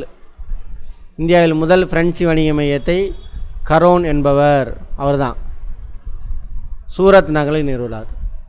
எல்லாத்துக்குமே சூரத்தில் தான் ஃபஸ்ட்டு. 1660 எல்லாருன்னா யார்? இவனுக்கு சொல்கிறேன், இங்கிலீஷ்காரனுக்கும் சரி இவனுக்கும் சரி, அப்புறம் டச்சுக்காரனுக்கும் சரி, 3 பேர்த்துக்கும். மார்க்காரா என்பவர் கோல்கொண்டா சுல்தானின் அனுமதி பெற்று 2வது வர்த்தக மையத்தை மசூலிப்பட்டினம் கிழக்கில். மசூலிப்பட்டினம் எத்தனை யார் யார் வந்திருக்கா? டச்சு வந்திருப்பான், இங்கிலீஷ்காரன் வந்துட்டான், இவன் வந்துட்டான், 3 பேர் வந்துட்டானுங்க. பிஜப்பூர் ஆட்சியாளர் ஷெர்கான் லோடிக்கு வழங்கப்பட்ட மானியத்தின் கீழ் மார்ட்டின் என்பவர் பாண்டிச்சேரியில் குடியேற்றத்தை பெற்றார். இந்த கதை பெரிய கதை. பிஜப்பூர் அங்கே இருக்குது, இங்கே வரைக்கும் வந்திருப்பானுங்க அவனுங்க சுல்தான்கள். யார்? கோல்கொண்டா சுல்தான்கள். சரியா? அவனுக்கு மானியமாக ஒரு லேண்டு கொடுத்துருக்காங்க ஷெர்கானுக்கு. அவன் நாடு அங்கே இருக்குது, பிஜப்பூர் இங்கே இருக்கான், இது இங்கே இருக்குது பாண்டிச்சேரி. சரியா? அவன் இங்கே ஏதோ ஜெயிச்சு கொடுத்துருப்பான் வந்து, அதுக்கு மானியத்துக்கு அவன் கொடுத்துட்டான் அவனுக்கு. அவன் இவ்வளோ தூரத்தை நான் வச்சுட்டு என்ன பண்ணுறேன், இந்தாடா நீ வச்சுக்கடான்னு சொல்லிட்டு மார்ட்டின்ட்ட விற்றுருவான். அதான் பாண்டிச்சேரி. ஃப்ரெஞ்சு குடியேற்றம், ஃப்ரெஞ்சோட தலைநகரம் அதுதான் பாண்டிச்சேரி தான் இப்போ வரைக்குமே. செயின்ட் லூயிஸ் என்பவர் எனப்படும் கோட்டையை பிரன்காய் மார்ட்டின் கட்டினார். அதே ஆள் தான், மார்ட்டின் தான். செயின்ட் லூயிஸ் கோட்டை எங்கே இருக்குது? பாண்டிச்சேரியில், முன்னாடி பார்த்தோம். வங்காளத்தில் முகலாய ஆளுநரான செயிஸ்டகானின் அனுமதி பெற்று, வங்காளத்தில் அங்கே போயாச்சு, மேற்கு வங்கம். இங்கே பாண்டிச்சேரி இங்கே இருக்குது. அங்கே வங்காளத்தினுடைய நவாப்பு செயிஸ்டகான் அவரோட அனுமதி பெற்று அங்கே ஒரு கோட்டையை கட்டுறான். சந்திரநாகூர் நகரை நிர்மாணித்தது. கொல்கத்தாவுக்கு பக்கத்தில், பிரிட்டிஷ்காரன் பக்கத்தில் இருக்கானே, அதுக்கு பக்கத்துலேயே. பிரெஞ்சு கிழக்கிந்திய இந்தியாவில் பல்வேறு இடங்கள் வர்த்தக மையங்கள் நிறுவியது. குறிப்பாக மாயி, காரைக்கால், பாலசூர், காசிம் பசார், இதெல்லாம் பாண்டிச்சேரி எல்லாம் சேர்த்திக்க வேண்டியதான். அப்புறம் சண்டை போட்டு எல்லாத்தையும் இழந்துட்டு 4 இடம் மட்டும் வச்சுக்குவான். எந்த 4 இடம்? மாயே, யானம், இங்கே ஒரு லேண்டு, ஆந்திராவில் ஒரு லேண்டு, தமிழ்நாட்டில் 2 தான், பாண்டிச்சேரி, காரைக்கால். அதை மட்டும் வச்சுட்டு பேசாமல் ஆஃப் ஆயிடுவானுங்க. அதுக்கு மேலே அவனை வளரவே விட மாட்டானுங்க. 1742 பிரெஞ்சு கிழக்கு இந்திய கம்பெனி ஆளுநர் ஜோசப் பிராங்காய்ஸ் டியூப்ளே என்பவர் நியமனம் செய்யப்பட்டார். டியூப்ளே இருக்கிற வரைக்கும் ஸ்ட்ராங்காக இருப்பானுங்க, டியூப்ளே போனோன்னே அவுட்டு, காலி. மேலும் பலப்படுத்தப்பட்டது. அவருக்கு பின் பாண்டிச்சேரி பிரெஞ்சு ஆளுநராக டூமஸ் அனுப்பப்பட்டார். அவ்வளோதான். தூரக்கிழக்கு நாடுகளுக்கு வணிகம் செய்யும் நோக்கில் 1731 ஜோதன்பர்க் என்பவர் ஸ்வீடன் கிழக்கிந்திய கம்பெனி ஒரு நிறுவினார். அவங்க வரவே மாட்டாங்க ஸ்வீடனில். எங்கே இருக்குது ஸ்வீடனு?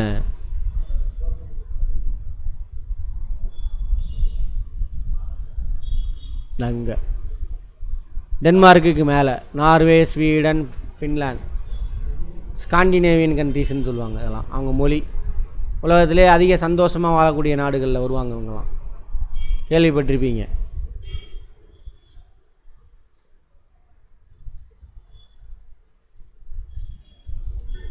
நிறுவினார். டச்சு கிழக்கிந்திய கம்பெனி மற்றும் ஆங்கில கிழக்கிந்திய கம்பெனியின் வெற்றி ஸ்வீடன் கிழக்கிந்திய கம்பெனியின் தோட்டத்திற்கு ஊக்குவிப்பதாக இருந்தது.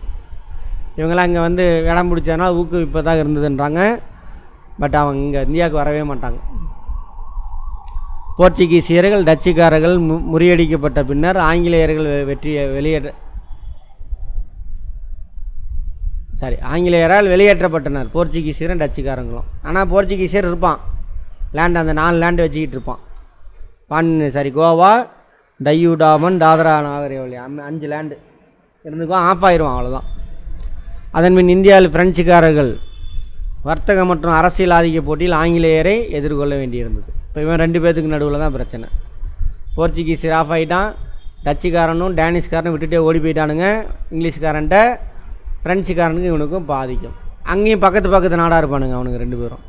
இப்போ பக்கத்து வீடுனா என்னது, பங்காளி சண்டை இருக்குமா? இங்கே பாருங்க, இது ஃப்ரான்ஸு, இது இங்கிலாந்து.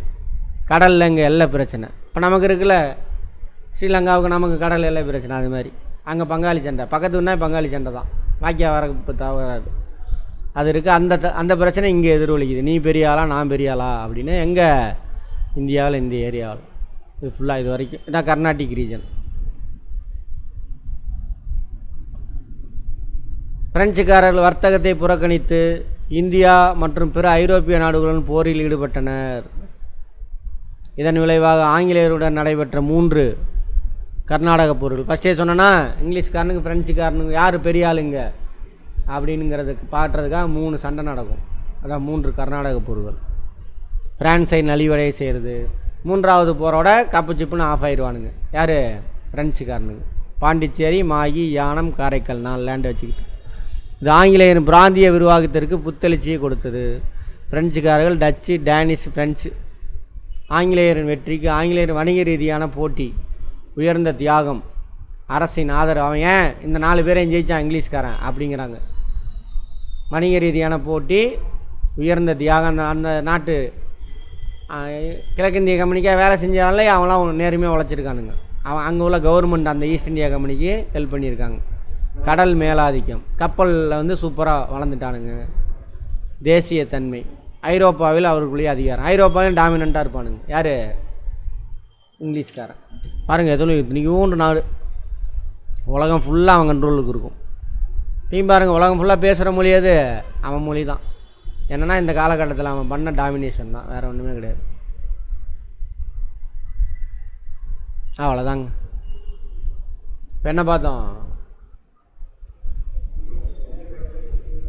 15ஆம் நூற்றாண்டின் இறுதியில் மத்தியில் ஏசியா மைனர், கான்ஸ்டாண்டினோபிள், அதை கைப்பற்றினது யார்? துருக்கியர், ஒட்டாமான் எம்பரர். அதனால் ரூட்டு கட் ஆகுது. அதனால் கடல் வழி கண்டுபிடிக்கிறானுங்க. அப்படி கடல் வழி கண்டுபிடிச்சது யார்? முதல்ல போர்ச்சுகீசியர். இந்தியாவுக்கு வரா, மேற்கு கடற்கரை பூரா டாமினேட் பண்ணுறான். கொஞ்சமாக கிழக்கு கடற்கரையிலையும் வரானுங்க. அவ்வளோதான். 100 ஆண்டுகள் எவனும் வரல. நீல நீர் கொள்கையை பின்பற்றான். இங்கே ஐரோப்பியர்கள், துருக்கியர்கள், எஜிப்தியர்களுக்கெல்லாம் சண்டை போடுறான். எல்லாம் நடக்குது. சரியா? அப்புறம் 1602 டச்சுக்காரன், நெதர்லாந்து நாட்டுக்காரன் வரான். 1613 இங்கிலீஷ்காரன் வரான். சரியா? அப்புறம் யார் வரா? 16 டென்மார்க், டேனிஷ் நாட்டுக்காரன் வரான். அப்புறம் 64 ஃப்ரெஞ்சுக்காரன் வரான். இதில் போர்ச்சுகீசியர் ஆஃப் ஆயிடுவான். அந்த 4 லேண்டு மட்டும் வச்சுருப்பான். அப்புறம் டேனிஷு, டச்சுக்காரன் 2 லேண்டையும் அப்படியே அவனுங்க லேண்டை விற்றுட்டு ஓடி போயிடுவானுங்க. அதோட அவனுங்க சாப்டர் க்ளோஸ்.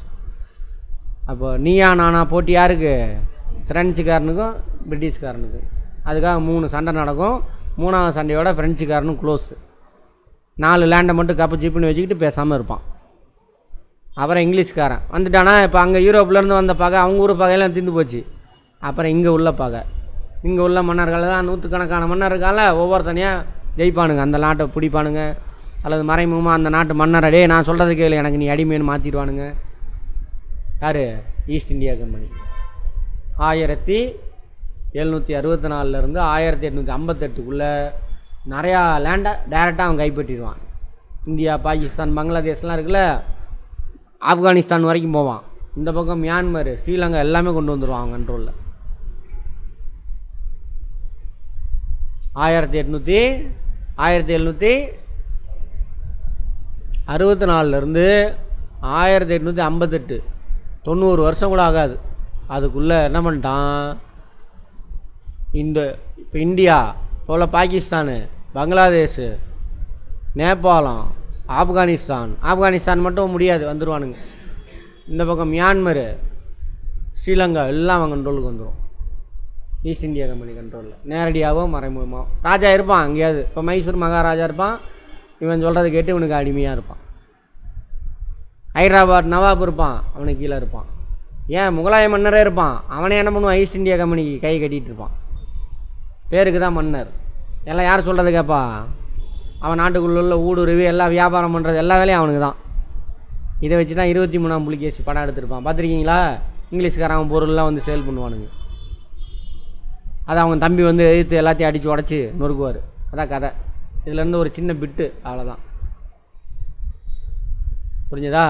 ரைட், இதுதான் நடக்கும். அப்புறம் 1858 பிரிட்டிஷ் கவர்மெண்ட் அரசாங்கத்தை அவன் பார்த்துக்குவான், இன்னும் வியாபாரம் மட்டும் பார்த்துக்குவான். ஈஸ்ட் இந்தியா கம்பெனியோட சேர்ந்து நிறைய கம்பெனி வந்து வியாபாரம் பண்ணான் இங்கிலாந்துலேருந்து இந்தியாவுக்கு. அவனுங்களுக்காக நிறைய வேலை இங்கே செய்வாங்க அரசாங்கம். வரியை வசூலித்து ரயில்வே ட்ராக் போடுறது, போஸ்டல் உருவாக்குறது, துறைமுகங்கள் உருவாக்குறது, ரோடு போடுறது, ஃப்ளைட்டு விடுறது எல்லாம் பண்ணுவாங்க. அப்புறம் பேங்க்கெல்லாம் உருவாக்குறது, இதெல்லாம் யார்? அவங்க நாட்டு கம்பெனி உருவாக்கிக்க எல்லாமே. யாருக்காக? அவன் நாட்டு தேவைக்காக. நிறைய பேர் அறவர அறிவியல் தெரிஞ்சு யாரோ சொன்னான்னு சொல்லிட்டு, அப்பா பிரிட்டிஷ்காரன் ஆட்சியே பரவாயில்லப்பா, டேம்லாம் கட்டினான், அதை கட்டினான் அப்படிம்பாங்க. எதுக்காக டேம் கட்டினான்? அவன் நாட்டு தேவைக்காக கட்டினான். ரயில்வே ட்ராக் போட்டான், அவன் இல்லைன்னா ரயில்வே ட்ராக் போட்டிருக்க மாட்டான்ப்பா. எதுக்கு போட்டான்? அவன் தேவைக்காக போட்டான். அதில் கொஞ்சம் நிறையா நல்லது நடந்திருக்கும், சமூக ரீதியாக பார்க்கும்பொழுது நிறையா நல்லது நடந்திருக்கும்.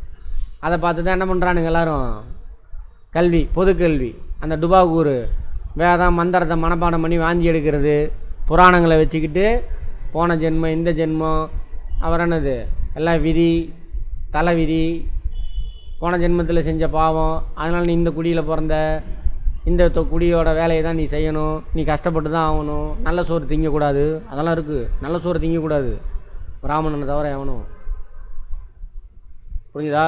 நல்ல சோறு கூட திங்கக்கூடாது, பார்த்துக்கோங்க. அப்படிலாம் வச்சுருந்தானுங்க. அதெல்லாம் உடச்சது எப்போ?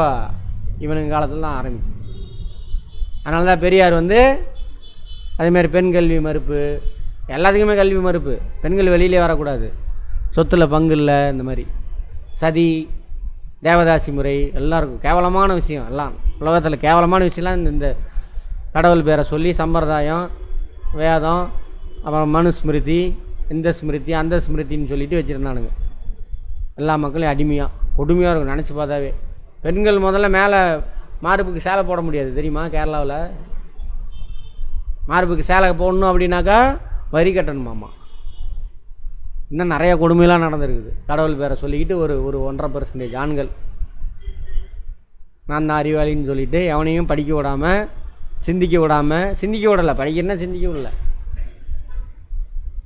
அப்படி வச்சுருந்தானுங்க. அதெல்லாம் மாறும் இங்கிலீஷ்காரன் பீரியட். சரியா? அதெல்லாம் பார்ப்போம் அப்படியே ஒவ்வொன்றா.